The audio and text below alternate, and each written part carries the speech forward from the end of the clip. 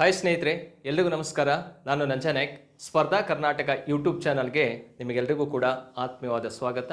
ಸ್ನೇಹಿತರೆ, ಇನ್ನೇನು TET exam ಮುಗೀತು, ಕೀ ಆನ್ಸರು ಕೂಡ ಬಿಟ್ಟಿದ್ದಾರೆ. ಭಾಳಷ್ಟು ಮಂದಿ ಕಾಲ್ ಮಾಡಿದ್ದೀರಿ, ಹಾಗೆ ಮೆಸೇಜು ಕೂಡ ಮಾಡ್ತಾ ಇದ್ದೀರಿ. ನಿಮ್ಮ ಒಂದು ಯೂಟ್ಯೂಬ್ ಚಾನಲಲ್ಲಿ ಬಿಟ್ಟಂತಹ ವೀಡಿಯೋಸ್ಗಳನ್ನು ನೋಡಿ ನಾವು TET ಎಕ್ಸಾಮನ್ನು ಪಾಸ್ ಮಾಡ್ಕೊಂಡಿದ್ದೀವಿ ಅಂತ. TET ಎಕ್ಸಾಮ್ ಪಾಸ್ ಆದ ಎಲ್ಲ ಅಭ್ಯರ್ಥಿಗಳಿಗೆ ಸ್ಪರ್ಧಾ ಕರ್ನಾಟಕ ಅಕಾಡೆಮಿಯ ವತಿಯಿಂದ ಶುಭಾಶಯಗಳು. ಹಾಗೆ ಯಾರು TET ಎಕ್ಸಾಮ್ ಪಾಸ್ ಆಗಿಲ್ಲ ಅಥವಾ ಕ್ಲಿಯರ್ ಮಾಡ್ಕೊಂಡಿಲ್ವೋ, ಮುಂದೆ ನೋಟಿಫಿಕೇಶನ್ ಆಗತ್ತೆ, ಮುಂದೆ ಓದಿ ಚೆಂದಾಗಿ ಬರೆದು ಹೆಚ್ಚು ಅಂಕಗಳನ್ನು ಪಡ್ಕೊಳ್ರಿ ಅಂತ ಹೇಳ್ತಾ, ನೋಡಿ ಆಲ್ರೆಡಿ ನೀವು ಕೀ ಆನ್ಸರನ್ನು ನೋಡಿದ್ದೀರಿ. ಏನು 7ನೇ ತಾರೀಕು ನಡೀತಲ್ಲ ಆ ಎಕ್ಸಾಮಿಂದು. ಈ ಸಮಾಜ ವಿಜ್ಞಾನ ವಿಷಯಕ್ಕೆ ಸಂಬಂಧಪಟ್ಟಂತೆ ಕೀ ಉತ್ತರಗಳನ್ನು ನೋಡ್ತಾ ಹೋಗೋಣ. ಅದರಲ್ಲೂ ಕೂಡ ತುಂಬ ಇಂಪಾರ್ಟೆಂಟ್ ಟಾಪಿಕ್ ಯಾವುದಪ್ಪ ಅಂದರೆ ಜಿಯೋಗ್ರಫಿ. ಆ ಜಿಯೋಗ್ರಫಿಯಲ್ಲಿ 18 ಪ್ರಶ್ನೆಗಳನ್ನು ಕೇಳಿದ್ದಾನೆ. ಆ 18 ಪ್ರಶ್ನೆಗಳು ನಾನು ಹಿಂದೆ ಬಿಟ್ಟಿರುವಂತಹ ವಿಡಿಯೋಸ್ಗಳಲ್ಲೇ ಬಂದಿರುವಂತಹ ಒಂದು ಪ್ರಶ್ನೆಗಳಾಗಿರ್ತವೆ. ನೇರವಾದಂತಹ ಒಂದು ಪ್ರಶ್ನೆಗಳು ಇದ್ವು. ಆದರೆ ಇದೇ ಪ್ರಶ್ನೆಗಳು ಮುಂದೆ HSTR, GPSTR ಮತ್ತು PSTR ಆ ಎಕ್ಸಾಮಿಗೆ ಯಾವ ರೀತಿ ಯೂಸ್ ಆಗ್ತವೆ, ಅಥವಾ ಇದೇ ಪ್ರಶ್ನೆಗಳಾಗಿ ಮುಂದೆ ಹೇಗೆ ಎಕ್ಸಾಮಲ್ಲಿ ಕೇಳ್ಬೋದು, ಕಾನ್ಸೆಪ್ಟ್ ಯಾವ ರೀತಿ ಇರುತ್ತೆ ಅನ್ನುವಂತಹ ವಿಷಯವನ್ನು ಕುರಿತು ಇವತ್ತು ಚರ್ಚೆ ಮಾಡ್ತಾ ಹೋಗೋಣ. ನಿಮ್ಮೆಲ್ಲರ ಸಹಕಾರದೊಂದಿಗೆ ಸ್ಪರ್ಧಾ ಕರ್ನಾಟಕ ಯೂಟ್ಯೂಬ್ ಚಾನಲ್ ಇನ್ನು ಮುಂದೆನೂ ಕೂಡ ನಿಮ್ಮ ಜೊತೆ ಇರುತ್ತೆ. ಹಾಗೆ ಮುಂದೆ ಬರುವಂತಹ ಎಲ್ಲ GPSTR, HSTR, PSTR ಎಕ್ಸಾಮಿಗೆ ಯೂಸ್ ಆಗುವಂತಹ ವಿಡಿಯೋಸ್ಗಳನ್ನು ನಾವು ಅಪ್ಲೋಡ್ ಮಾಡ್ತಾ ಬರ್ತೀವಿ. ಸ್ನೇಹಿತರೆ, ನಿಮ್ಮ ಎಲ್ಲರ ಸಹಕಾರ ಬೇಕಾಗತ್ತೆ. ವಿಡಿಯೋನ ವಾಚ್ ಮಾಡಿ, ಕಾಮೆಂಟ್ ಮಾಡಿ. ಹಾಗೆ ಸ್ಪರ್ಧಾ ಕರ್ನಾಟಕ ಅಕಾಡೆಮಿ ಯೂಟ್ಯೂಬ್ ಚಾನಲ್ಗೆ ದಯಮಾಡಿ ಎಲ್ಲರೂ ಸಬ್ಸ್ಕ್ರೈಬ್ ಆಗಿ, ನಿಮ್ಮ ಫ್ರೆಂಡ್ಸ್ಗಳಿಗೂ ಕೂಡ ಶೇರ್ ಮಾಡಿರಿ. ಒಳ್ಳೆ ಮಾಹಿತಿಯನ್ನು ಕೊಡುವಂತಹ ಕೆಲಸವನ್ನು ನಮ್ಮ ಅಕಾಡೆಮಿಯ ವತಿಯಿಂದ ನಾವು ಮಾಡ್ತಾ ಹೋಗ್ತೀವಿ. ಹಾಗೆ ಸ್ನೇಹಿತರೆ, ಸ್ಪರ್ಧಾ ಕರ್ನಾಟಕ ಅಕಾಡೆಮಿಯ ವತಿಯಿಂದಾಗಿ ನಾವು ಈಗ ಆನ್ಲೈನ್ ಕ್ಲಾಸಸ್ಸನ್ನು ಕೂಡ ಸ್ಟಾರ್ಟ್ ಮಾಡಿದ್ದೀವಿ. TET ಎಕ್ಸಾಮ್ ಪಾಸ್ ಆಗಿದ್ದೀರಲ್ವಾ, ನಿಮಗೋಸ್ಕರವಾಗಿ ಭಾಳಷ್ಟು ಮಂದಿ ಆಫ್ಲೈನ್ ಕ್ಲಾಸಸ್ಸಿಗೆ ಬರೋಕ್ಕಾಗಲ್ಲ. ಅವರಿಗಾಗಿ ಈ ಆನ್ಲೈನ್ ಕೋರ್ಸನ್ನು ಕೂಡ ನಾವು ಸ್ಟಾರ್ಟ್ ಮಾಡಿರುವಂಥ. ನೋಡಿ, HSTR ಎಕ್ಸಾಮಿಗೆ ಸಂಬಂಧಪಟ್ಟಂತಹ ಕೋರ್ಸ್ ಇರ್ತವೆ. ಆ HSTR ಎಕ್ಸಾಮಿಗೆ ರಿಲೇಟೆಡ್ ಆಗಿ ನಿಮಗೆ ನೋಡಿ 2 ಪ್ಯಾಕೇಜ್ ಇರ್ತವೆ. ನಿಮಗೆ ಯಾವುದು 2 ಪ್ಯಾಕೇಜ್ ಅಂದರೆ ಸೋಷಿಯಲ್ ಸೈನ್ಸು ಇರುತ್ತೆ, ಹಾಗೆ ಮ್ಯಾಥಮೆಟಿಕಲ್ ಸೈನ್ಸು ಕೂಡ ನಿಮಗೆ ಇರುವಂಥದ್ದು. ಅದರಲ್ಲಿ ಬರುವಂತಹ ಎಲ್ಲ ಸಿಲೆಬಸ್ಸನ್ನು ಕೂಡ ಒಳಗೊಂಡಿರುತ್ತೆ. ಹಾಗೆ ಸ್ನೇಹಿತರೆ, PSTR ಈ PSTR ಎಕ್ಸಾಮ್ TET ಪಾಸ್ ಆದವರಿಗೆ ಇನ್ನೇನು ನೋಟಿಫಿಕೇಶನ್ ಆಗುತ್ತಲ್ಲ, ಅವರಿಗೂ ಕೂಡ ಆನ್ಲೈನ್ ಕೋರ್ಸಸ್ಸನ್ನು ಸ್ಟಾರ್ಟ್ ಮಾಡಿರುವಂಥದ್ದು. ಅದರ ಜೊತೆಗೆ GPSTR ಎಕ್ಸಾಮ್ ಸೋಷಿಯಲ್ ಸೈನ್ಸ್ ಇರುತ್ತೆ, ಮ್ಯಾಥಮೆಟಿಕಲ್ ಸೈನ್ಸು ಕೂಡ ಇರುತ್ತವೆ. ಇವೆರಡೂ ಕೂಡ ನಾವು ಈ ಒಂದು ಕೋರ್ಸನ್ನು ಲಾಂಚ್ ಮಾಡಿದ್ದೀವಿ. ಯಾರಿಗೆ ಆಫ್ಲೈನಿಗೆ ಬರೋಕ್ಕಾಗಲ್ವೋ, ನೀವು ಆನ್ಲೈನಲ್ಲಿ ಸ್ಪರ್ಧಾ ಕರ್ನಾಟಕ ಅಂತ ಮೊಬೈಲ್ ಆ್ಯಪನ್ನು ಡೌನ್ಲೋಡ್ ಮಾಡ್ಕೊಳ್ಳಿ. ಪ್ಲೇಸ್ಟೋರಿಗೆ ಹೋಗ್ಬಿಟ್ಟು ಡೌನ್ಲೋಡ್ ಆದ ನಂತರದಲ್ಲಿ ಅಲ್ಲಿ ಕೋರ್ಸ್ ಮೇಲೆ ಕ್ಲಿಕ್ ಮಾಡಿ ಪೇಮೆಂಟ್ ಮಾಡಿದರೆ ನಿಮಗೆ ವೀಡಿಯೋಸ್ಗಳು ಓಪನ್ ಆಗ್ತಾ ಹೋಗ್ತವೆ. ಸೊ ಕಂಪ್ಲೀಟ್ ಆಗಿರುವಂತಹ ಒಂದು ಪ್ಯಾಕೇಜನ್ನು ಕೊಡ್ತೀವಿ. ಅದರ ಜೊತೆಗೆ ನಿಮಗೆ ಮಾಡೆಲ್ ಟೆಸ್ಟ್ ಇರ್ತವೆ. ಹಾಗೆ ಇಂಪಾರ್ಟೆಂಟ್ ಆಗಿರುವಂತಹ ಕ್ವಶನ್ಸ್ಗಳನ್ನು ಕೂಡ ನಾವು ಅನಾಲಿಸಿಸ್ ಮಾಡ್ತಾ ಹೋಗ್ತೀವಿ. ಹಿಂದಿನ ಎಕ್ಸಾಮಲ್ಲಿ ಬಹಳಷ್ಟು ವಿದ್ಯಾರ್ಥಿಗಳು ನಮ್ಮ ಅಕಾಡೆಮಿಯ ಅಥವಾ ಆ್ಯಪನ್ನು ತೆಗೆದುಕೊಂಡು ಸೆಲೆಕ್ಷನ್ನು ಕೂಡ ಆಗಿದ್ದಾರೆ. ಸೊ ಈ ಒಂದು ಆ್ಯಪನ್ನು ನೀವೆಲ್ಲರೂ ಕೂಡ ಪರ್ಚೇಸ್ ಮಾಡ್ಕೊಳ್ರಿ ಅಂತ ಹೇಳ್ತಾ, ಸ್ನೇಹಿತರೆ, ಹಿಂದೆ ಆಗಿರುವಂತಹ TET ಎಕ್ಸಾಮ್ನ ಮೊದಲನೇ ಪ್ರಶ್ನೆ ನೋಡಿ, ಜಾಗ್ರಫಿಯಲ್ಲಿ 18 ಪ್ರಶ್ನೆಗಳನ್ನು ಕೊಟ್ಟಿದ್ದಾರೆ. ಆ ಪ್ರಶ್ನೆಗಳು ಭಾಳ ಸಿಂಪಲ್ ಆಗಿದ್ದಾವೆ. ಈ ಪ್ರಶ್ನೆಗಳು ಮುಂದೆ ಯಾವ ರೀತಿ ಬರ್ಬೋದು ಅನ್ನೋದ್ರ ಬಗ್ಗೆನೂ ಕೂಡ ಕ್ಲಿಯರ್ ಮಾಡಿಕೊಡ್ತೀನಿ. ನೋಡಿ, ಭಾರತದೊಂದಿಗೆ ಗಡಿಯನ್ನು ಹಂಚಿಕೊಳ್ಳದಿರುವ ದೇಶ ಯಾವುದು ಅಂತ ಇದೆ. ಅಂದರೆ 4 ಆಪ್ಷನನ್ನು ಕೊಟ್ಟಿದ್ದಾರೆ. ಭಾರತದೊಂದಿಗೆ ಭೂಗಡಿಯನ್ನು ಹಂಚಿಕೊಳ್ಳದೇ ಇರುವಂತಹ ದೇಶ, ಇದು ಇಂಪಾರ್ಟೆಂಟ್ ಆಗಿರುವಂತಹ ಪದ. ಯಾವುದು? ಭೂಗಡಿ, ಲ್ಯಾಂಡ್ ಬಾರ್ಡರ್ ಅಂತ ಕರೆಯುವಂಥದ್ದು. ನೋಡಿ, ಬಾಂಗ್ಲಾದೇಶ ಅಂತ ಕೇಳಿದರೆ ಇದು ಭಾರತದೊಂದಿಗೆ ಭೂಗಡಿಯನ್ನು ಹೊಂದಿದೆ ಹಾಗೂ ಜಲಗಡಿಯನ್ನು ಕೂಡ ಹೊಂದಿದೆ. ಕ್ಲಿಯರಾ? ಇದು ಭೂಗಡಿ ಹಾಗೂ ಜಲಗಡಿಯನ್ನು ಕೂಡ ಹೊಂದಿದೆ. ಅಲ್ಲಿ ಕೇಳಿರುವಂಥದ್ದು ಯಾವುದು? ಭೂಗಡಿಯನ್ನು ಹಂಚಿಕೊಳ್ಳದೇ ಇರುವಂಥ ದೇಶ. ಎರಡೂ ಹೊಂದಿರೋದ್ರಿಂದ ಇದು ತಪ್ಪಾಗಿದೆ. ಮಯನ್ಮಾರ್ ಇದೆಯಲ್ಲ, ಇದು ಕೂಡ ಭಾರತದೊಂದಿಗೆ ಭೂಗಡಿಯನ್ನು ಕೂಡ ಹಂಚಿಕೊಂಡಿದೆ, ಹಾಗೆ ಅದರ ಜೊತೆಗೆ ಜಲಗಡಿನೂ ಕೂಡ ಹಂಚಿಕೊಂಡಿದೆ. ಹಾಗೆ ಭೂತಾನ್ ರಾಷ್ಟ್ರ ಇದೆಯಲ್ಲ, ಇದು ಭಾರತದೊಂದಿಗೆ ಬರೀ ಭೂಗಡಿಯನ್ನು ಹಂಚಿಕೊಂಡಿರೋದು. ಯಾವ ಗಡಿಯನ್ನು ಹಂಚಿಕೊಂಡಿದೆ? ಇದು ಭೂಗಡಿಯನ್ನು ಹಂಚಿಕೊಂಡಿರುವಂಥ ರಾಷ್ಟ್ರ ಭೂತಾನ್ ಆಗಿರುತ್ತೆ. ಮಾಲ್ಡೀವ್ಸ್ ನೋಡಿ, ಈ ಮಾಲ್ಡೀವ್ಸ್ ಅನ್ನುವಂಥದ್ದು ಭಾರತದೊಂದಿಗೆ ಕೇವಲ ಜಲಗಡಿಯನ್ನು ಮಾತ್ರ ಹೊಂದಿರುವಂಥದ್ದು. ಜಲಗಡಿ ಹೊಂದಿರುವಂತಹ ಒಂದು ರಾಷ್ಟ್ರ ಯಾವುದಪ್ಪ ಅಂದರೆ ಅದು ಮಾಲ್ಡೀವ್ಸ್ ಆಗಿರುತ್ತೆ. ಕ್ಲಿಯರ್ ಸ್ನೇಹಿತರೆ? ಹಾಗಾದರೆ ಮೊದಲನೇ ಪ್ರಶ್ನೆಗೆ ಸರಿಯಾದಂಥ ಉತ್ತರ ಯಾವುದಪ್ಪ ಅಂದರೆ ಮಾಲ್ಡೀವ್ಸ್ ಅಂತ ಗೊತ್ತಿರಬೇಕು. ಈಗ ನಾವು ಮ್ಯಾಪಿಗೆ ಹೋಗೋಣ. ಇಲ್ಲಿರುವಂತಹ ಬೇಸಿಕ್ ಕಾನ್ಸೆಪ್ಟು ಯಾವ್ಯಾವ ರೀತಿ ಕೇಳ್ತಾನೆ ಅನ್ನೋದನ್ನ ಇಲ್ಲಿ ತಿಳ್ಕೊಳ್ತಾ ಹೋಗಿ. ಈಗ ಭಾರತ ಅಂದ್ಕೂಡ್ಲೇನೆ ಭಾರತದ ನೆರೆಹೊರೆಯ ರಾಷ್ಟ್ರಗಳು ಯಾವ್ಯಾವುದು ಅಂತ ಕೇಳಿದಾಗ ಇಲ್ಲಿ ನೋಡಿ ಪಾಕಿಸ್ತಾನ ಕಂಡುಬರುತ್ತೆ. ಪಾಕಿಸ್ತಾನ ಮೇಲ್ಭಾಗದಲ್ಲಿ ಅಫ್ಘಾನಿಸ್ತಾನ ಇದೆ. ಕ್ಲಿಯರಾ? ಅಫ್ಘಾನಿಸ್ತಾನ. ನೆಕ್ಸ್ಟ್ ಯಾವುದಿದೆಯಪ್ಪ ಅಂದರೆ ಚೀನಾ ಕಂಡುಬರುತ್ತೆ, ನೇಪಾಳ ಕಂಡುಬರುತ್ತೆ, ಭೂತಾನ್, ನೆಕ್ಸ್ಟು ಮಯನ್ಮಾರ್ ರಾಷ್ಟ್ರ ಕಂಡುಬರುತ್ತೆ, ಅದರ ಜೊತೆಗೆ ಬಾಂಗ್ಲಾದೇಶ ಕೂಡ ಕಂಡುಬರುತ್ತೆ. ಹಾಗಾದರೆ ಭಾರತದೊಂದಿಗೆ ಭೂಗಡಿಯನ್ನು ಹಂಚಿಕೊಂಡಿರುವ ರಾಷ್ಟ್ರಗಳ ಸಂಖ್ಯೆ ಎಷ್ಟು ಅಂತ ಕೇಳಿದರೆ 7 ರಾಷ್ಟ್ರಗಳು ಭೂಗಡಿಯನ್ನು ಹಂಚಿಕೊಂಡಿದ್ದಾವೆ. ಓಕೆ, ಎಷ್ಟು ರಾಷ್ಟ್ರಗಳು? 7. ಇದು ಭೂಗಡಿಯನ್ನು ಯಾವ್ಯಾವುದು? ಪಾಕಿಸ್ತಾನ್, ಅಫ್ಘಾನಿಸ್ತಾನ್, ಚೀನಾ, ನೇಪಾಳ, ಭೂತಾನ್, ಮಯನ್ಮಾರ್ ಮತ್ತು ಬಾಂಗ್ಲಾದೇಶ 7 ಕಂಡುಬರ್ತಾವೆ. ಹಾಗೆ ಭಾರತದೊಂದಿಗೆ ಸಂಪೂರ್ಣವಾಗಿ ಜಲಗಡಿಯನ್ನು ಹಂಚಿಕೊಂಡಿರುವಂತಹ ರಾಷ್ಟ್ರಗಳನ್ನು ನೋಡಿದಾಗ ಮಾಲ್ಡೀವ್ಸ್ ಇದೆ. ಈ ಭಾಗದಲ್ಲಿ ಶ್ರೀಲಂಕಾ ಇದೆ. ಸ್ವಲ್ಪ ಮುಂದುವರೆದು ಸ್ವಲ್ಪ ಡೀಪ್ ಆಗಿ ಹೋದಾಗ ಈ ಇಂಡೋನೇಷ್ಯಾನು ಕೂಡ ಇದೇ ಒಂದು ಜಲಗಡಿಯನ್ನು ಹಂಚಿಕೊಂಡಿರುವಂಥದ್ದು. ಮಾಲ್ಡೀವ್ಸ್, ಶ್ರೀಲಂಕಾ ಮತ್ತು ಇಂಡೋನೇಷ್ಯಾ ಈ 3 ಕೂಡ ಜಲಗಡಿಯನ್ನು ಹಂಚಿಕೊಂಡಿರುವಂತಹ ರಾಷ್ಟ್ರಗಳಾಗಿರ್ತವೆ ಭಾರತದೊಂದಿಗೆ. ಅದರಲ್ಲಿ ತುಂಬ ಇಂಪಾರ್ಟೆಂಟ್ ಆಗಿ ಶ್ರೀಲಂಕಾ ಮತ್ತು ಮಾಲ್ಡೀವ್ಸ್. ನೋಡಿ ಇಲ್ಲಿ ಮಾಲ್ಡೀವ್ಸ್ ಭಾರತದೊಂದಿಗೆ ಭೂಗಡಿಯನ್ನು ಹಂಚಿಕೊಳ್ಳದಿರುವಂತಹ ದೇಶ ಮಾಲ್ಡೀವ್ಸ್ ಆಗಿರುತ್ತೆ. ಇದೇ ಮಾಲ್ಡೀವ್ಸ್. ಅದರ ಜೊತೆಗೆ ಇದೇ ಏರಿಯಾದ ಮೇಲೆ ಮತ್ತೊಂದು ಕ್ವಶನ್ ಅನ್ನು ಕೇಳುವಂಥ ಸಾಧ್ಯತೆ ಇದೆ. ಭೂ ಮತ್ತು ಜಲಗಡಿಯನ್ನು ಹಂಚಿಕೊಂಡಿರುವಂತಹ ರಾಷ್ಟ್ರಗಳು ಯಾವುದು? Land and water border sharing countries ಅಂತ ಕೇಳಿದಾಗ ನೋಡಿ ಪಾಕಿಸ್ತಾನ ಭೂಗಡಿನೂ ಹೊಂದಿದೆ ಮತ್ತು ಜಲಗಡಿಯನ್ನು ಹೊಂದಿದೆ. ಹಾಗೆ ಬಾಂಗ್ಲಾದೇಶ್ ಭೂಗಡಿನೂ ಇದೆ, ಹಾಗೆ ಜಲಗಡಿನೂ ಕೂಡ ಹೊಂದಿದೆ. ಇವೆರಡು ಕಾನ್ಸೆಪ್ಟ್ ನಮಗೆ ಗೊತ್ತಿರಬೇಕು. ಇಲ್ಲಿ ಭೂ ಮತ್ತು ಲ್ಯಾಂಡ್ ಪ್ಲಸ್ ವಾಟರ್ ಅಂತ ಕೇಳಿದ್ರೆ ಎಷ್ಟು ರಾಷ್ಟ್ರಗಳು? 3. ಬರೀ ಲ್ಯಾಂಡ್ ಅಂತ ಕೇಳಿದ್ರೆ ಎಷ್ಟು ರಾಷ್ಟ್ರಗಳು? 7. ಬರೀ ವಾಟರ್ ಅಂತ ಕೇಳಿದ್ರೆ 3 ರಾಷ್ಟ್ರಗಳನ್ನು ಆನ್ಸರ್ ಮಾಡಬೇಕಾಗತ್ತೆ. ಯಾವುದನ್ನ ಸೇರಿಸಿದ್ರೆ?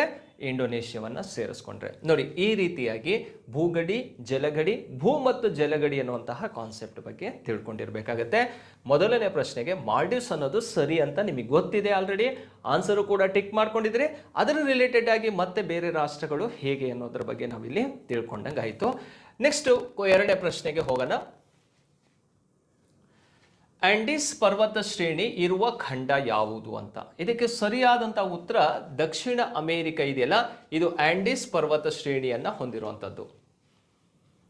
ಹಾಗಾದರೆ ದಕ್ಷಿಣ ಅಮೆರಿಕ ಖಂಡದಲ್ಲಿ ಆಂಡೀಸ್ ಪರ್ವತ ಶ್ರೇಣಿ ಇದೆ ಅನ್ನೋದಾದರೆ ಇದರ ಇಂಪಾರ್ಟೆಂಟ್ ಏನು?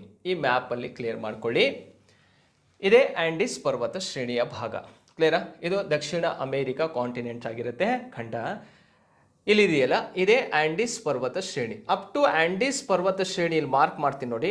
ಈ ಭಾಗದಲ್ಲಿ ಆಂಡೀಸ್ ಪರ್ವತ ಶ್ರೇಣಿ ಕಂಡುಬರುವಂಥದ್ದು.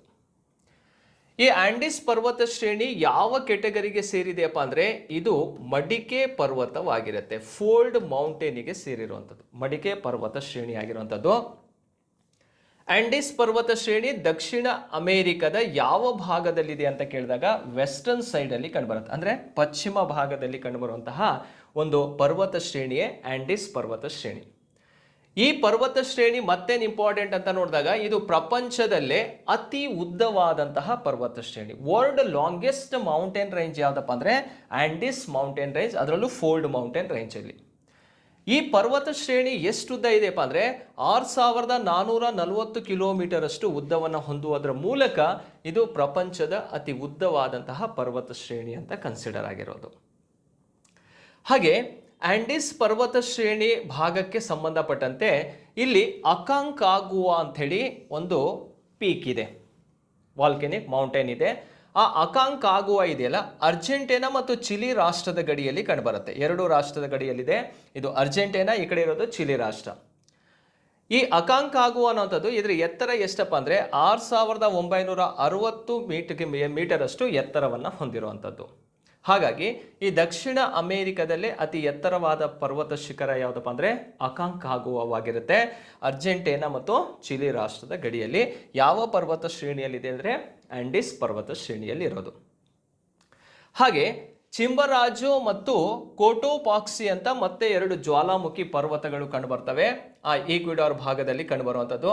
ಆ ಎರಡು ಪರ್ವತಗಳು ಸಹ ಯಾವ ಒಂದು ಪರ್ವತ ಶ್ರೇಣಿಯಲ್ಲಿದೆ ಅಂದರೆ ಆಂಡಿಸ್ ಪರ್ವತ ಶ್ರೇಣಿಯ ಭಾಗದಲ್ಲಿರುವಂತಹ ವಾಲ್ಕೆನಿಕ್ ಮೌಂಟೇನ್ಸ್ಗಳಾಗಿರ್ತವೆ ಚಿಂಬರಾಜು ಮತ್ತು ಕೋಟೋಪಾಕ್ಸಿ. ನೋಡಿ, ಮೂರು ಗೊತ್ತಾಯ್ತು. ಅಕಾಂಕಾಗುವಾ ಗೊತ್ತಾಯ್ತು, ಚಿಂಬರಾಜು ಮತ್ತು ಕೋಟೋಪಾಕ್ಸಿ ಯಾವ ಪರ್ವತ ಶ್ರೇಣಿಯ ಭಾಗದಲ್ಲಿದೆ ಅಂದರೆ ಆಂಡಿಸ್ ಪರ್ವತ ಶ್ರೇಣಿಯ ಭಾಗದಲ್ಲಿ ಕಂಡುಬರುವಂಥದ್ದು. ಇದು ನಮಗೆ ಗೊತ್ತಿರಬೇಕಾಗತ್ತೆ. ಹಾಗೆ ಓವರ್ ಆಲ್ ಆಗಿ ನೋಡಿದಾಗ ಈ ದಕ್ಷಿಣ ಅಮೇರಿಕಾ ಖಂಡವನ್ನ ಪಕ್ಷಿಗಳ ಖಂಡ ಅಂತ ಕರಿತೀವಿ, ಬರ್ಡ್ ಕಾಂಟಿನೆಂಟ್ ಅಂತ ಕರಿತೀವಿ. ಹಾಗೆ ಹುಲ್ಲುಗಾವಲಿನ ಖಂಡ ಅಂತಾನೂ ಕೂಡ ಕರಿತೀವಿ, ಅಥವಾ ಆಂಡಿಸ್ ನಾಡು ಅಂತಾನೂ ಕೂಡ ಕರಿತೀವಿ. Land of Andes, land of birds, ಹಾಗೆ ಲ್ಯಾಂಡ್ ಆಫ್ ಏನಂತ ಕರಿತೀವಿ ಅದನ್ನ ಗ್ರಾಸ್ ಲ್ಯಾಂಡ್ ಅಂತಾನೂ ಕೂಡ ಕರೆಯುವಂಥದ್ದು. ಇದು ಆಂಡಿಸ್ ಪರ್ವತದ ಬಗ್ಗೆ ಇಷ್ಟು ಮಾಹಿತಿ ನಮಗೆ ಗೊತ್ತಿರಬೇಕಾಗತ್ತೆ. ಸೊ ಇದಕ್ಕೆ ರಿಲೇಟೆಡ್ ಆಗಿ ಮತ್ತೆ ಸ್ವಲ್ಪ ಇನ್ನು 4 ಆಪ್ಷನ್ಸ್ ಇದಾವಲ್ಲ, ಅದ್ರ ಬಗ್ಗೆನೂ ಕೂಡ ತಿಳ್ಕೊಬೇಕಾಗತ್ತೆ. ಈಗ ಏಷ್ಯಾ ಖಂಡದಲ್ಲಿ ಅತಿ ಉದ್ದವಾದ ಪರ್ವತ ಶ್ರೇಣಿ ಯಾವುದಪ್ಪ ಅಂದರೆ ಹಿಮಾಲಯ ಕಂಡುಬರುತ್ತೆ. ಕ್ಲಿಯರಾ? ಹಿಮಾಲಯ ಪರ್ವತ ಶ್ರೇಣಿ ಇದು ಏಷ್ಯಾ ಖಂಡದಲ್ಲೇ ಕಂಡುಬರೋದು. ಹಿಮಾಲಯ ಪರ್ವತ ಶ್ರೇಣಿ ಏನು ಇಂಪಾರ್ಟೆಂಟ್ ಅಪ್ಪ ಅಂದರೆ ಇತ್ತೀಚೆಗೆ ನಿರ್ಮಾಣವಾದಂತಹ ಮಡಿಕೆ ಪರ್ವತ. ಇದು ಕೂಡ ಯಾವ ಕೆಟಗರಿಗೆ ಸೇರಿದೆ? ಮಡಿಕೆ ಪರ್ವತ ಅಂತಾನೆ ಕರಿತೀವಿ, ಫೋಲ್ಡ್ ಮೌಂಟೇನ್. ಹಾಗೆ ಯುರೋಪ್ ಖಂಡದಲ್ಲಿ ಕಂಡುಬರುವಂತಹ ಪರ್ವತ ಶ್ರೇಣಿ ಯಾವುದಪ್ಪ ಅಂದರೆ ಆಲ್ಫಸ್ ಪರ್ವತ ಶ್ರೇಣಿ ಕಂಡುಬರುತ್ತೆ ಯುರೋಪ್ ಖಂಡದಲ್ಲಿ. ಇದು ಕೂಡ ಫೋಲ್ಡ್ ಮೌಂಟೇನಿಗೆ ಸೇರಿರುವಂಥದ್ದು. ಆಫ್ರಿಕಾ ಖಂಡದಲ್ಲಿ ಕಂಡುಬರೋದು ಅಟ್ಲಾಸ್ ಮೌಂಟೇನ್ ರೇಂಜ್ ಅಂತ ಕಂಡುಬರುತ್ತೆ, ಅಟ್ಲಾಸ್ ಪರ್ವತ ಶ್ರೇಣಿ ಅಂತ. ಕ್ಲಿಯರ್? ನೋಡಿ, 4 ಖಂಡಗಳಿಗೆ ಸಂಬಂಧಪಟ್ಟಂತೆ ಇರುವಂತಹ ಪ್ರಮುಖ ಪರ್ವತ ಶ್ರೇಣಿಗಳು ನಮಗೆ ಗೊತ್ತಾಯಿತು.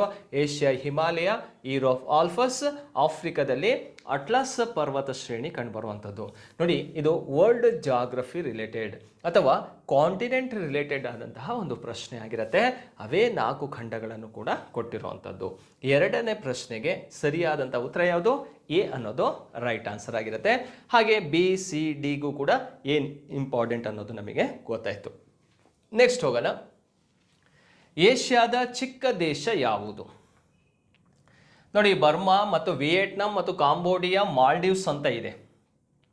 ಅವಷ್ಟರಲ್ಲಿ ಏಷ್ಯಾದ ಅತಿ ಚಿಕ್ಕ ದೇಶ ಯಾವುದು ಅಂದರೆ ಮಾಲ್ಡೀವ್ಸ್ ಅನ್ನುವಂಥದ್ದು. ಮಾಲ್ಡೀವ್ಸ್ ಬಗ್ಗೆನೇ 2 ಪ್ರಶ್ನೆಯನ್ನು ಕೇಳಿದ್ದಾನೆ. ಏಷ್ಯಾ ಕಾಂಟಿನೆಂಟ್ ರಿಲೇಟೆಡ್ ಆಗಿರುವಂತಹ ಕಾನ್ಸೆಪ್ಟಲ್ಲಿ ಕೇಳಿರುವಂಥದ್ದು.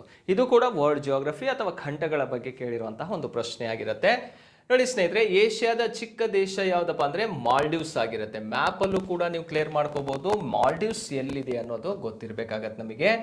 ನೋಡಿ, ಇದೇ ಮಾಲ್ಡೀವ್ಸ್ ಅನ್ನುವಂಥದ್ದು. ಅವಾಗಲೇ ಫಸ್ಟಿಗೆ ತೋರಿಸಿದೆ ನಿಮಗೆ. ಇದು ಇಡೀ ಏಷ್ಯಾ ಖಂಡದಲ್ಲೇ ಅತಿ ಚಿಕ್ಕದಾದಂತಹ ಒಂದು ದೇಶವಾಗಿರುತ್ತೆ ಮಾಲ್ಡೀವ್ಸ್ ಅಂತ ಹೇಳಿ. ನೋಡಿ, ಈ ಭಾಗದಲ್ಲಿ ಕಂಡುಬರುತ್ತಲ್ಲ, ಇದು ಕಾಂಬೋಡಿಯಾವಾಗಿರುತ್ತೆ. ನೆಕ್ಸ್ಟ್ ಈ ಭಾಗದಲ್ಲಿ ಕಂಡುಬರೋದು ಇದು ವಿಯೆಟ್ನಾಂ ಆಗಿರುತ್ತೆ. ಅವೆಲ್ಲ ಗೊತ್ತಿರಬೇಕಾಗತ್ತೆ ನಮಗೆ. ಇನ್ನೇನು ಮಾಲ್ಡೀವ್ಸ್ ಇಲ್ಲಿದೆ, ಮಯನ್ಮಾರನ್ನು ಬರ್ಮಾ ಅಂತಾನೂ ಕೂಡ ಕರಿತೀವಿ. ಕ್ಲಿಯರ್? ಹಾಗಾದರೆ ಈ 3 ರಾಷ್ಟ್ರಗಳು ಮತ್ತು ಮಾಲ್ಡೀವ್ಸನ್ನು ಸೇರಿಸಿದ್ರು ಕೂಡ ಏಷ್ಯಾ ಖಂಡದಲ್ಲೇ ಕಂಡುಬರೋದು.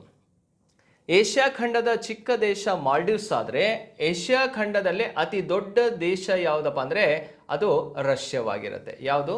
ರಷ್ಯಾ. ಲಾರ್ಜೆಸ್ಟ್ ಅಂತ ಕೇಳಿದರೆ ರಷ್ಯಾ, ಸ್ಮಾಲೆಸ್ಟ್ ಅಂತ ಕೇಳಿದರೆ ಮಾಲ್ಡೀವ್ಸ್ ಅನ್ನು ಆನ್ಸರ್ ಮಾಡಬೇಕು. ಯಾವ ಕಾಂಟಿನೆಂಟು? ಏಷ್ಯಾಕ್ಕೆ ಸಂಬಂಧಪಟ್ಟಂತೆ ಕೇಳಿರುವಂತಹ ಒಂದು ಪ್ರಶ್ನೆ ಆಗಿರುತ್ತೆ. 3ನೇದಿಗೆ ಡಿ ಅನ್ನೋದು ಸರಿಯಾದಂಥ ಉತ್ತರವಾಗಿರುತ್ತೆ. ನೆಕ್ಸ್ಟ್ ಹೋಗೋಣ. ಇದನ್ನು ವಿಶ್ವದ ಕಾಫಿ ಬಂದರು ಎಂದು ಕರೆಯಲಾಗಿದೆ. ಯಾವ ಬಂದರನ್ನು ವಿಶ್ವದ ಕಾಫಿ ಬಂದರು ಅಂತ ಕರಿತೀವಿ ಅಂದರೆ ನೋಡಿ, ಬ್ರೆಜಿಲ್ ಅಂತ ಇದೆ, ಮೆಕ್ಸಿಕೋ ಅಂತ ಇದೆ, ರಿಯೋ ಡಿ ಜೆನೆರೋ ಅಂತ ಇದೆ, ವೆಸ್ಟ್ ಇಂಡೀಸ್ ಅಂತ ಇದೆ. ಇಲ್ಲಿ ಕೊಟ್ಟಿರುವಂತಹ ರಾಷ್ಟ್ರಗಳನ್ನು ಕೊಟ್ಟಿದ್ದಾರೆ. ಯಾವ್ಯಾವ ರಾಷ್ಟ್ರಗಳು ಅಂತ ಇಲ್ಲೇ ನಮಗೆ ಮಾಹಿತಿ ಕ್ಲಿಯರ್ ಇದೆ. ಅದನ್ನು ಕರೆಕ್ಟಾಗಿ ಅಬ್ಸರ್ವ್ ಮಾಡಿಕೊಂಡ್ರೆ ನಾವು ಈಸಿಯಾಗಿ ಆನ್ಸರ್ ಮಾಡ್ಬೋದು. ಬ್ರೆಜಿಲ್ ಅನ್ನೋದು, ಮೆಕ್ಸಿಕೋ ಅನ್ನು ನೋಡ್ತೀವಿ, ನೆಕ್ಸ್ಟು ವೆಸ್ಟ್ ಇಂಡೀಸು ಕೂಡ ನಮಗೆ ಕಂಡುಬರುತ್ತೆ. ಆದರೆ ರಿಯೋ ಡಿ ಜನೈರೋ ಅನ್ನುವಂಥದ್ದು ಒಂದು ಪ್ಲೇಸ್ ಆಗಿರುತ್ತೆ.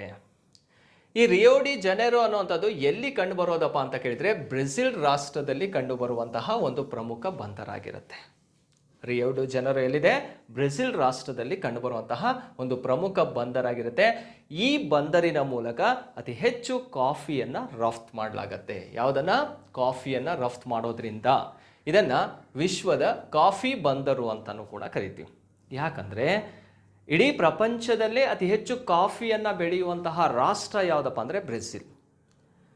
ಹಾಗೆ ಪ್ರಪಂಚದ ಕಾಫಿಯ ಬೊಟ್ಟಲು ಅಂತ, ಬೋಲ್ ಆಫ್ ಕಾಫಿ ಅಂತ ಕರೆಯುವಂಥದ್ದು ಕೂಡ ಯಾವ ರಾಷ್ಟ್ರಕ್ಕೆ?